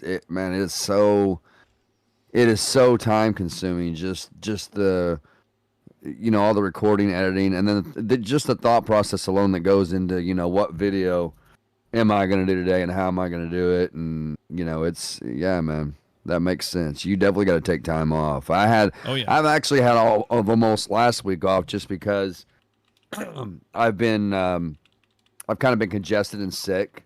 Something's got me. I don't know what it is, some kind of bug, but man, just having that week off, has been good for me, I think, mentally and emotionally and physically. But at the same time, I miss being here. Oh yeah, you miss it. Yeah, and then coming back for this week, I know it's going to be fresh ideas, fresh content. So it is always good to take that time so you can rejuvenate your mind and your body from it. So, I chose a very difficult path in YouTube, because if you want to grow in YouTube and you want to do something that people are really, really liking, you repeat it. That's what you do. But I chose a harder path. I was like, I'm going to be a various channel. I'm going to do a lot of different games or series or whatever. And you're taking your audience and you compartmentalize them into all these different groups. Like, I have my ATS group, I have my flight sim group, I have my, GTA group, whatever. They're all different. And that's a hard thing to do, man. That's a hard thing. Yeah, and you're spreading yourself very, very thin doing that. But that's the reason why, I don't do consistent GTA 5 RP, LSPDfr. If I wanted to get insane growth or have a lot of viewership, yeah, you can do it that way. But at what cost mentally? I don't want to force myself to play a game that, I'm enjoying. That's the thing about having a variety, is that I enjoy every game I'm playing. I look forward to making an American Truck Sim video. I've been looking forward to playing LSPDfr. I'm like, man, I forgot I have LSPDfr installed. I can make a video on that today. And I'm excited. I saw a new car or something. Those are very, very important things for me for longevity, because I've been doing this for 10 years now. And I've had everybody you can imagine telling you that, oh, it's never going to last forever. You can't do that. Or, you should really think about a backup plan or do this. And still going strong, doing very, very well after this long. And to be able to produce consistent content for that many years, it's balance. And then on top of that is just, I didn't burn myself by drive myself crazy playing the same game over and over again, which happens to a lot of YouTubers. Oh God, yes, it does. Yeah. The 5M kind of breaks it up. I love playing 5M. I love, RPing, but sometimes with the LSPDfr, you're just, and everybody goes through their, what I like to call funks, right? Everybody goes through a funk where I just recently went through one, and I didn't step foot, aside from going live When did I go live? It was Friday night. Aside from going live Friday night, that was the first time I had even stepped foot in my studio for 4 or 5 days. And that's very abnormal for me. I'm always every day in here putting in work. And so, we're all perfectionists too. So it's that's why I say it's obsessive. It is. And it shows, but you are proof. Are you proof without giving up, specifics? Can you make a living off of being a YouTuber with what we do? 100%. Okay. There's no other career I could have chose that would be the amount of success that I've had from doing all this. Like not even close. Like airline pilot blew past like the salary of that over and over, and it's just insane. You're just like, it gets wow. That's what people always tell you. They're like, hey, nothing's gonna last forever. Blah blah blah. It's like, I mean, that is something that I think everybody on YouTube is scared of it ending. So they're like, I have to grind. I have to do it right now. I have to get every sponsorship I can. I got to make all this money. It's like, dude, you're going to waste 10 years plus of your life, and you will never even know it even happened. So don't let that happen, because the first quite a few years of my life doing YouTube when I went full time was I'm never, you're not going to get those years back with your loved ones and whatever. There's times where you're like, hey, I could have gone to a family picnic or something, and I chose to not do that. I chose to stay home and edit, things like that. But after doing this for so long, it's just literally realizing when you're being too obsessive. And usually your significant others will let you know when you're being too obsessive, and they're 100% right every time, because they're unbiased. They see it from the outside. Yes. My wife tells me all the time. She's like, "You are very addicted to YouTube." Mm-hmm. I'm like, I know I am, because I spend a lot of time. The way mine and my wife's schedule works, because she currently works at a factory called, where they build, I won't say it, but where they build water heaters, right? Mm-hmm. And she does a man's job. Like, my wife is a small woman, and she lifts, like, we're talking like 80-gallon jackets off of these water heaters and sends them down the line. And between her schedule and my schedule, she comes home, she clocks in as mom, I go to work. And I just have my little one here with me during the day, my little 4-year-old. My other 2 girls in school, my oldest child is grown, my girl is grown. But the way it works, man, is, and that's the thing, like you were talking about, going back to taking that time off to spend, either for yourself or with your family, because the wife and I what's do up, not Salon get a lot guy? of How you doing, time. brother? And I think a majority of my subscribers out there know how that works, because, like I said, she comes home, I clock in. Sometimes I work during the day with my little one here, and her and I just tend to bypass one another sometimes, and but we take that time on the weekends where if it's just that one night, one day that we hang out, we watch movies, we, do husband and wife things, we go out or whatever, it's important. You always got to date each other, man. You do, man. It's what keeps it alive, man. It keeps it alive. Yep. I don't think I would be at the level I'm at without Hey, Nicole, Nico. because she's been like everything during everything, and been so supportive about everything. She edited videos, she runs the TikTok channel today, and just does amazing. Like, I couldn't have asked for anything better. Like, we're both hardcore gamers. We love it. Like, we play games together. Our number one game we play, I don't think anybody really knows that, but it's Overwatch. We've been playing Overwatch since 2016 religiously. Like, whenever we're not doing anything, we get in a Discord call together, we play Overwatch together. That's basically what we do all the time, if we're not watching something on TV or whatever. But yeah, I know that's the biggest thing. But she's always been the one to be like, she knows if I've been overstepping with, pushing myself. Like, there's times where I'm like, man, I got to do this, and I'm like, I'll beat myself up for taking a day off, and it's like, that's the beauty of being your own boss. You can choose to take a day off. And then when I was early on, I thought about, man, if I take a day off, I'm losing this much money out of Hey, a month. what's up, brother Benzo? I know I am going to do that if I do that. So early on, when I started out, that was like a big deal. But at what cost, man? It was just 2 videos a day. I can't even imagine that. And there are people that do it. Like, back then, the algorithm wanted you to do 2 videos a day to be relevant on YouTube. Every day, 2 videos all the way through the weekends. this year was the first year I was able to actually start taking weekends off completely, like for the first time out of 10 years. That's like the dream. Normal. That is so the dream. It is the dream. But also now, I didn't think I'd ever be at the point where I can make 4 videos a week instead of 5.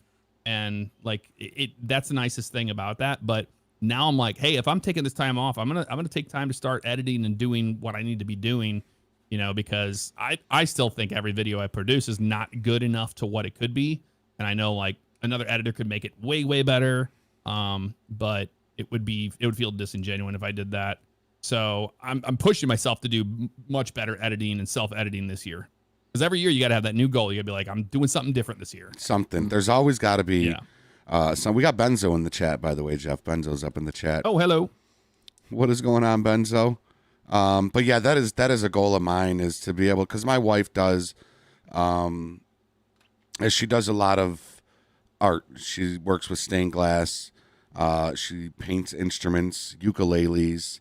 And she's great at it. Yeah, she really is. And it's just been a dream to be able to just not have to go to work. Cause you know, I've told you when we were on the phone, you know, still got 40 hours during the week. And then most of my work comes early mornings, you know, and it's always just been a dream to be able to just, you know, be able to tell her, quit your job, do what you do what you want to do full time, which is, you know, work on her studio and work on her stuff. And, you know, that's one of the things that really drives me to wanting to get bigger, so that we both can just be home doing what we love and not having to go out and make other people clout and money and fortune and this and that. And, you know, not saying we're going to have fortunes and millions, but, you know, just if I could just be stable with my finances and be able to do this, I'm happy. You know what I mean? I'm not looking to, you know, drive fancy cars. I do want a Dodge Hellcat,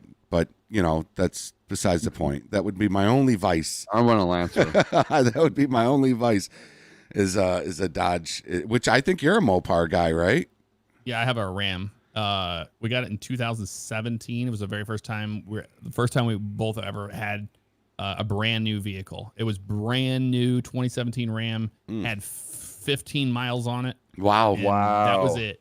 And I was like, this is amazing. Never thought I'd ever own something like this. It's so cool. You ever think about going to the TRX from the Ram? I have no reason to get rid of the truck. We don't go very far. We don't go very many places, and there's no reason to buy another vehicle. We're gonna own it till I've almost got it paid off. So nice. I'm gonna own it free and clear, and then I'll drive it till it dies. Hell I don't plan on buying a new vehicle in the next 5 years.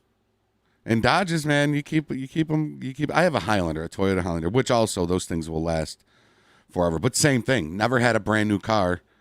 Well, we did. We had a Suzuki, but that thing was garbage.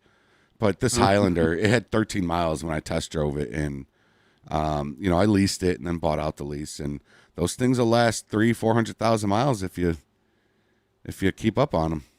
Keep them up to par. Yeah, I change the oil on a regular basis, tune-ups, all that good stuff. Oh, yeah. Take care of them. Sorry, guys. I'm so hungry. I'm so sorry, but I am starving. Turn your camera off. Just joking. Salon Guy's up in the house, too. Salon Guy's got over 1 million subscribers, and he's been a subscriber over here for a bit. He's a pretty cool dude as well. I feel the same way as you do, Jeffrey, about the whole YouTube thing. And you know how I've told you about. Hey, what's up, Echo? You know, because like I said, Brittany works a man's job, you know, and I want nothing more than to be able to tell her, look, you know, I want her to have the royalty of being a stay-at-home mom. Every mother wants that, right? I know she goes to work because she loves us, and she's a good mom. She's a great wife. But I don't like seeing her go to work like that. You know what I mean? Because, you know, she's my wife, and I love her with all my heart, man. And I don't like seeing her go to work like that. So the day that I can say, sweetheart, you know what? You can put in your 2-week notice, whatever you want to do. You can now officially be a stay-at-home mom. That would be like a dream come true for me. I do this because I love doing it. I love making content. But in the long run, my goal is for my family. That's the goal in the long run, is for my family. It's for them, pretty much. Yep. That's usually the main inspiration for anybody wanting to do what they do is for their family. Somebody in my chat had a question about. They wanted advice from you, Jeff, about what it takes to start a YouTube channel, to have a successful YouTube channel. I get that question a lot, and it's honestly just do it. Just do it. If it's something you want to do, but do it for the right reasons. Some people are like, oh, I want to do this because I want to be a YouTuber. Or I want to make money doing this. That's going to be a very, very difficult road for you, and you're going to break yourself mentally doing it. If you did it that way, I never had that. I was. It's doing cool it as a that hobby y'all for did so that though, long. I Doug. didn't monetize Seriously, my channel until I had 10,000 subscribers on it. Oh wow! Yeah, I all the way up to I 10,000 got you, Sneaky. subscribers. I got you. Because I was like, well, now I can make. I was like, if I can make $800 in a month, I can quit my job and really try this. That's who it was. Combat Rock coming through with a $20 tip straight through Stream Elements. Thank you. Wow, really? Thank you so much, man. Seriously, I love the job. Most 9,600 a year. A year, yeah, garbage. That's crazy. Yeah, wow. And it was a huge pay cut from the previous because they had gotten bought out, and they're like, well, you can go back to the ramp at $8 an hour, and I was like, nope, I'm quitting, and I'm gonna go do something else. And then I came back to the ramp. So it's like, well, maybe I'll get fall in love with aviation again, and make me want to finish out all my ratings for flying. And then I stuck around there, and that's whenever I started doing YouTube, and it completely did a 180 in my life. But I mean, people ask what the secret is all the time. It's literally the secret. If you know what law of attraction is, if you don't know what it is, it doesn't matter. But that is the true secret, and how things change for me so rapidly in my life.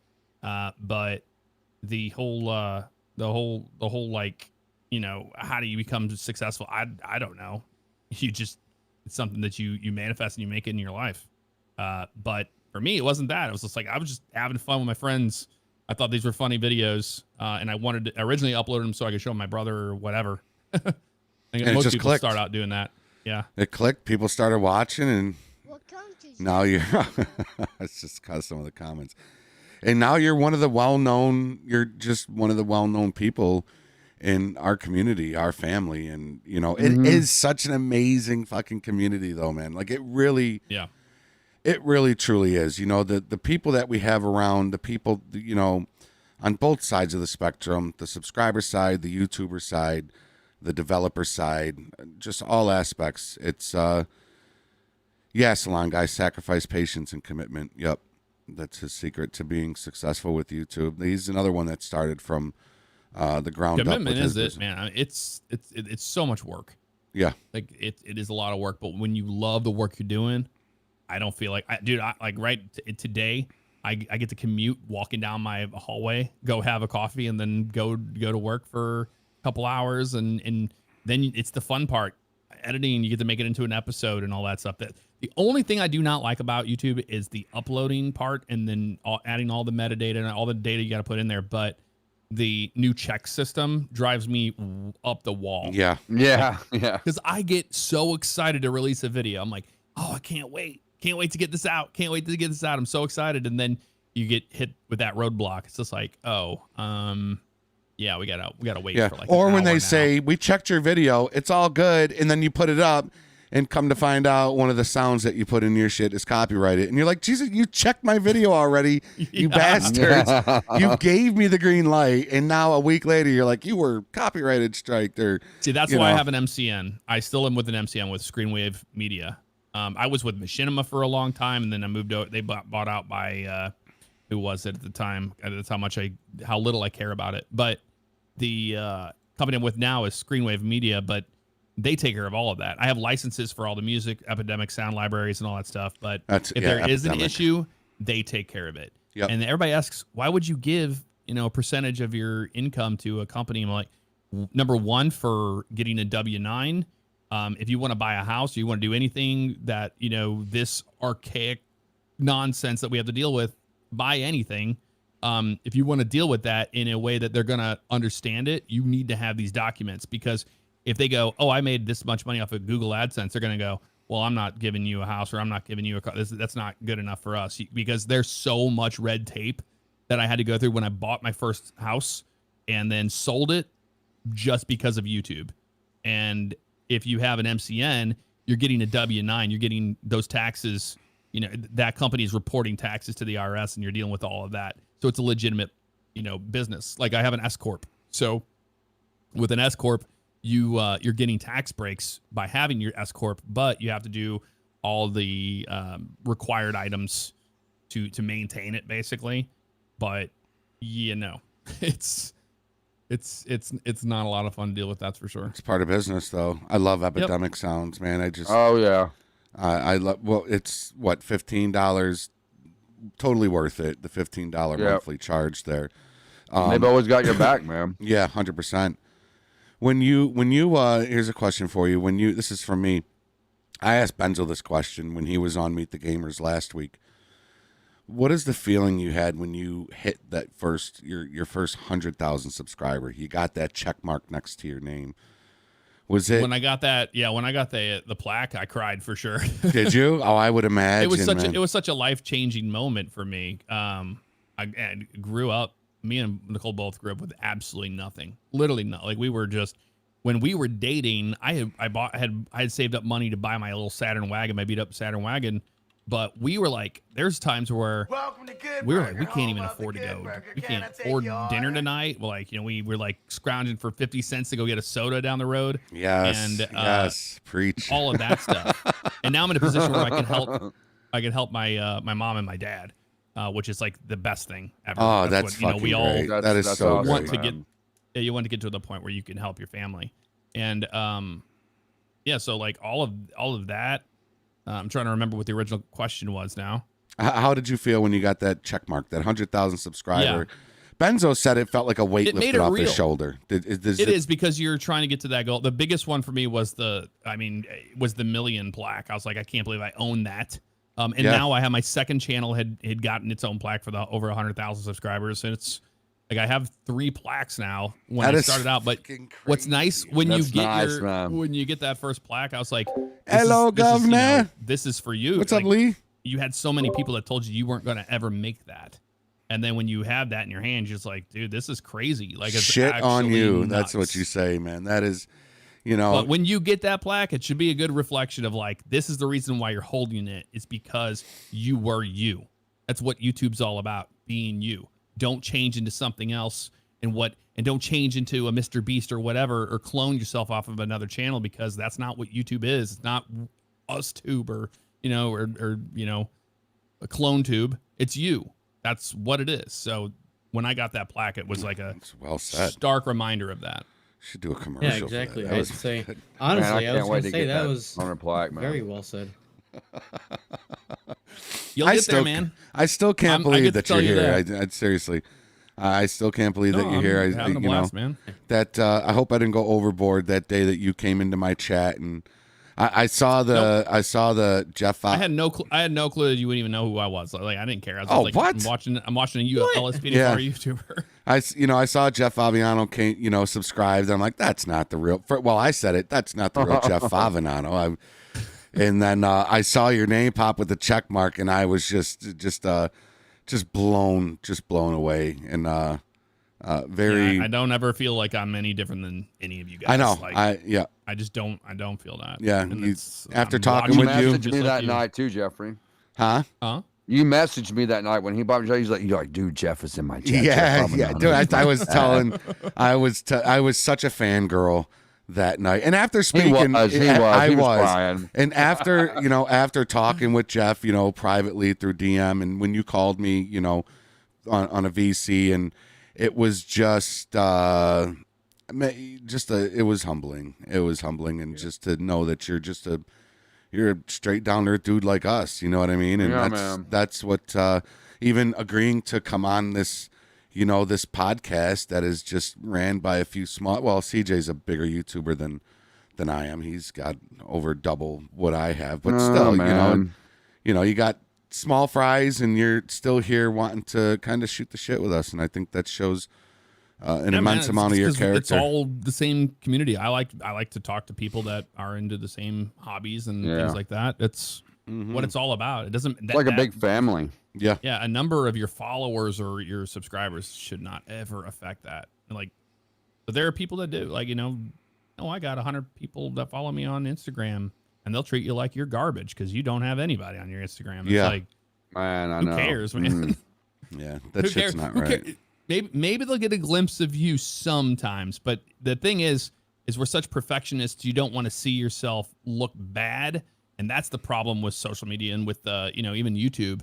Is you're editing yourself to not be you sometimes.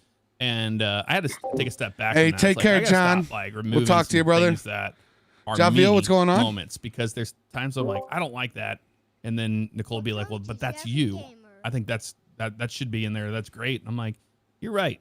I let that breathe a little bit more because I think we edit ourselves really, really harshly when we first start. And it's hard for an audience member to, or like a person that wants, like the thing is, you're saying, hey, subscribe, and they don't know you, and they're like, I don't know if I trust you, or I don't know what you've got going on, or if I can even expect another video at the end of the week, all that stuff. So I don't think, whenever you just always realize that you don't, you're not the best thing on the planet. I think that's the biggest thing about just being humble and period Mm-hmm. is just, somebody else is going to be doing it way better than you are, so don't, I hate seeing that so much where people are like so obsessed with growth and all these things. And it's like, man, and they're like, I don't get it. I'm doing this and this and this. And they get mad. And it's like, they'll be like, I watch their channel and I go, dude, this because it's absolute shoveled shit. That's the reason why no one wants to watch it. Now but they have the blinders on. They're never going to see that. Right. So it's like, I'm always improving in my video. I try to improve because I never think my videos are the greatest thing on the planet ever. And I think you just keep that mentality going forward, and let other people say that something's good, because then you're doing it right, I think. Mm-hmm. But I don't know. Benzo says very true, Jeff. Yeah. I don't know. Start with yourself. Don't blame the algorithm. So many YouTubers blame this algorithm. The algorithm is very simple to understand. It just tests your audience with other audiences. That's all it does. It just does that. There's no magical algorithm thing that you have to follow through with. It's like, don't blame the algorithm on you being a crappy YouTuber. I mean, that's the bottom line. And I see that happen so much. People are like, well, the algorithm's just really hurting me and blah, blah, blah. It's like, no, you're just comfortable doing the same thing over and over again, and everybody's over it. Yeah. YouTubing's not for everybody. It's just, it's not for everybody. And I've seen a couple of people work and work and work to get to 1,000 subs, and they get there, and then you just don't see them no more. They're just gone. And it's like, my gosh, like you went through all that work, all that, commitment to get to that 1,000 subscriber mark, and then poof, they're just gone, and I don't know. I know it's not sneaky. This thing has not been accurate. It doesn't update for squat, so I think I might be taking it down. You got 25.672 million. Oh, okay, there you go. Yeah, views. This 14,000 is actually, it's over 15. It's just, I have to unplug it and plug it back. I don't know why. I was gonna say you might need to unhook it and hook it back. That's what technology, man. That's what you have to do. Yeah. Jeez, OP. Hey, what's up, Spider? How you doing, bud? I always say, man, sometimes everything's just need a good reboot, man. You just gotta have a good reboot. Yeah. Will we have a Bay Area bugs in the next stream? I don't know. I don't know. We kind of reach out to people. Sneaky Octo is Sneaky and Angel roll with and it, man. Crossy. They are some of the guys that go out and they look for the talent. In this case, Jeff just kind of popped into the chat and we pounced on him. Oh, I don't mind. And he doesn't mind because he's cool like that. But we are before we go, what would you like to say to I mean, you kind of dabbled on it for a second there, but I think a lot of people look up to you in what they do. So, a lot of LSPDfr players, a lot of American Truck Simulator players, a lot of Flight Simulator players. what would be your signing off words of wisdom for those folks? I don't have any wisdom to give. His microphone, your microphone, by the way, sounds fucking immaculate, man. It does. Oh, the Electro Voice RE20, man. Is that what you're using? Yep. That thing sounds so good. I use the. It does. Oh man, look at that. How much is that mic? Tell me. 400. Oh, that's not bad. No, they're affordable mics. And then I just use the Go XLR. Yeah, I got the Go XLR, the Shure mic. But RE20 is yours it's a so warm good. mic, but you can also talk on it off axis. That's why it's in so many studios across the world, is because it's the most like robust microphone. It's a tank. I got this thing in 2016 and it's a beast. You won't have to change out microphone. It'll outlive me. Oh, that's a nice Wow. mic. Sounds good. But parting words, just if you want to get into YouTube, do it for the right reasons. Don't be a clown, and you don't need to brand yourself immediately. I think that's the problem. I think a lot of people think they need to brand themselves. It's like, remember why you watch a YouTube video. Be a YouTuber because of you, and don't put yourself into a corporate nonsense mess and expect the world. It's not going to happen. More than likely, it's not going to happen. So self-edit yourself. Watch your video. And a lot of people go, I don't like the sound of my voice. I don't like my videos. I get it, man. I do. Trust me. But watch yourself and then go, well, that sucked. There's times where I've watched my own video back and I go, well, that video sucked. I never released it. I was like, it sucked. Done it. Wasn't good. Totally been there before. Yep. Not everything has to be recorded. Not everything has to be whatever. But also just be, kind to each other. Social media is so volatile and it's just a mess. It really is. It doesn't take much. You know how many times I leave comments on other YouTubers' channels, and it's always positive, nice things to say. If I don't like a video, I just keep on going on with my life. If people just did that, I mean, you'd have way less garbage in your comments because of it. But everybody's got their opinion, and I don't think mine's as valid as the next. I don't care. Those are wise words from Jeff Favignano. Benzo says the RE20 is a forever mic, and he's got it because of Jeff, he says. It's an incredible microphone. Love I'd it. have to look into it because it sounds really good. It I mean, does. I'm running XLR. I just don't have this is a dynamic microphone. You're on a condenser. I did condensers for a long time. Condensers are noisy. They're so hard to deal with. This is a directional microphone, so you can boost everything up in compression and everything with that. And they're low dB by default, so you can boost them with a cloud lifter or something like that. I just run it right into the Go XLR. See, I got the same thing. I got rid of my cloud lifter for the Shure mic. It was too noisy. Too noisy. There was a lot of clipping going on with my voice, and I just got rid of the cloud lifter and went straight to the XLR, and it. Yeah, but you got a Shure SM7B, right? Yes. Yeah, that's the sister to this. They're the same microphone, basically. But mine does not sound as good as yours. That's for sure. Well, I don't. Oh, this is it's a very warm sounding microphone. That's for sure. Well, I'll put a and sweater I do a on lot this. of EQ magic because I got a pretty mid-range voice. I wish I could just turn off the effects again. You got the voice for it. You got the voice for YouTube. Oh yeah, definitely. The voice. Yeah, you got the voice. that entertainment personality voice. Hey, what's up, Sal? How you doing, buddy?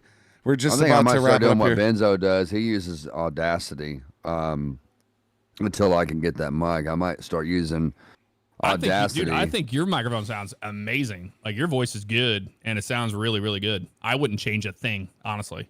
Thanks, man. Well, I don't even, like I said, I want the Go XLR, but I don't even use it. Like I use this. This is a Scarlett mic with the Scarlett Focusrite box, I believe is what it is.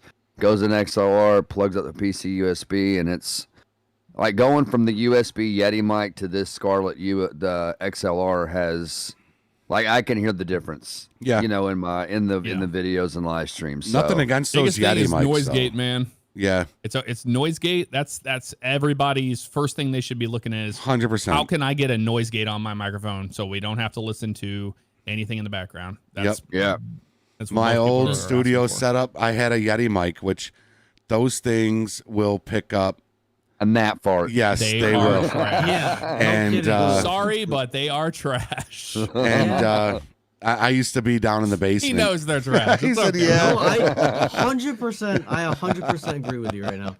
I can't even tell you what my noise gate on this one is. Like it's all the way up on the microphone, and then with my Actually, that other doesn't sound software, that it's, bad like, for all as the way up, far so. away as you are from it. It really doesn't. Yeah, it really doesn't. Because to get the sound, you scoop like I modeled my sound off of Sirius XM, and I do a lot of like the same style of EQ they do on their mics, but the you have to be on the microphone like an inch.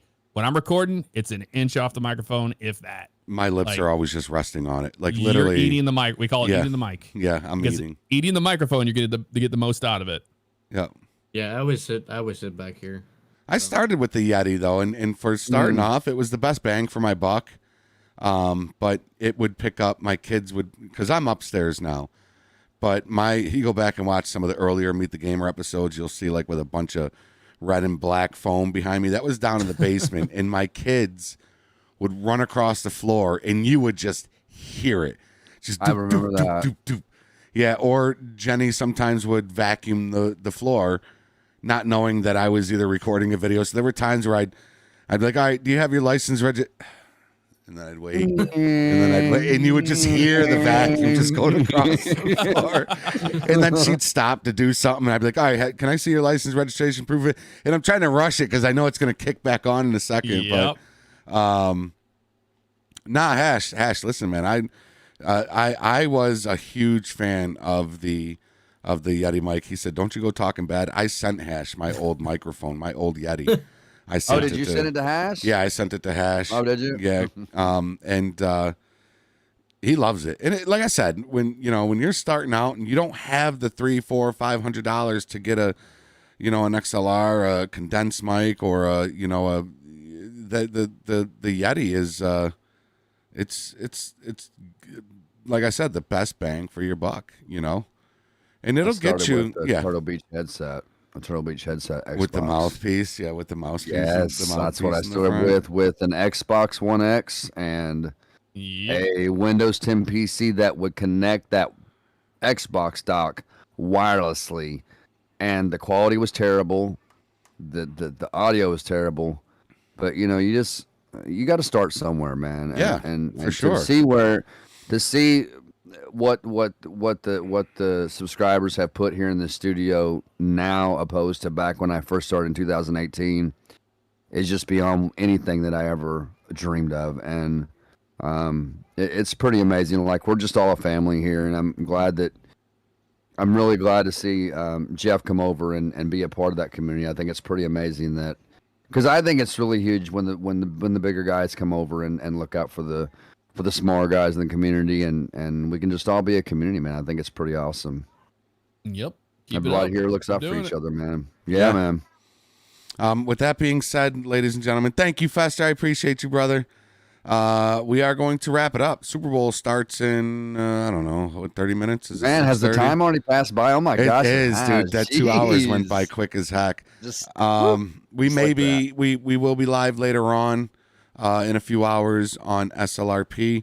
Again, I want to thank everybody from Jeff Favignano's family coming over here to our family and just kind of just clicking and just having just a wonderful time. And Jeff, I want to thank you for not only inspiring me and a bunch of other people to do what they love to do, and to become a YouTuber, to become a gamer, or even just to put them on to LSPDfr, right? And for taking the time to come over here and kind of chat with us. That 2 hours went by really, really fast. It really did. Yeah. So that was. And also got to thank G17, man. I don't think they ever get enough credit.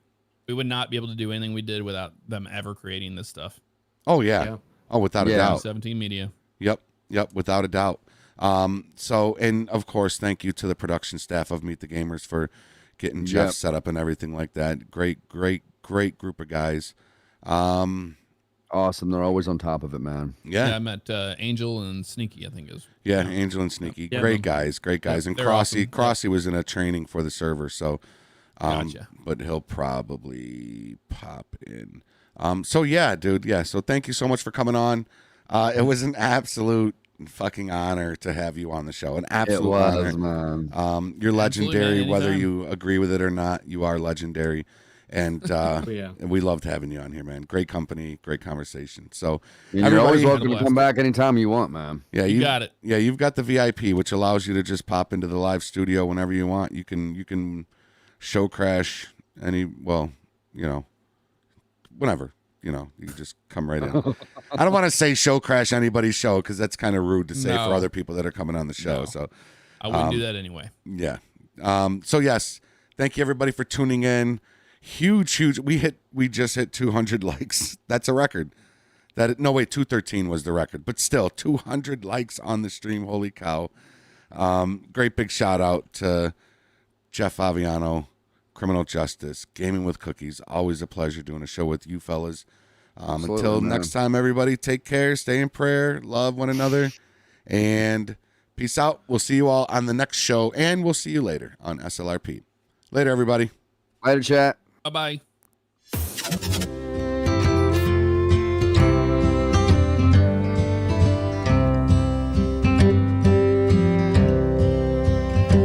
Take me back to the old dirt road where Mama and Papa used to go. Let's sing all them songs from a long time ago and pine for them old days of yore. Well, let me run through the breeze like the leaves on the trees. Let me fly like the leaves when they fall. Well, let my mind go serene like a cool water stream that runs from the mountain so tall. Oh, take me back down the old dirt road.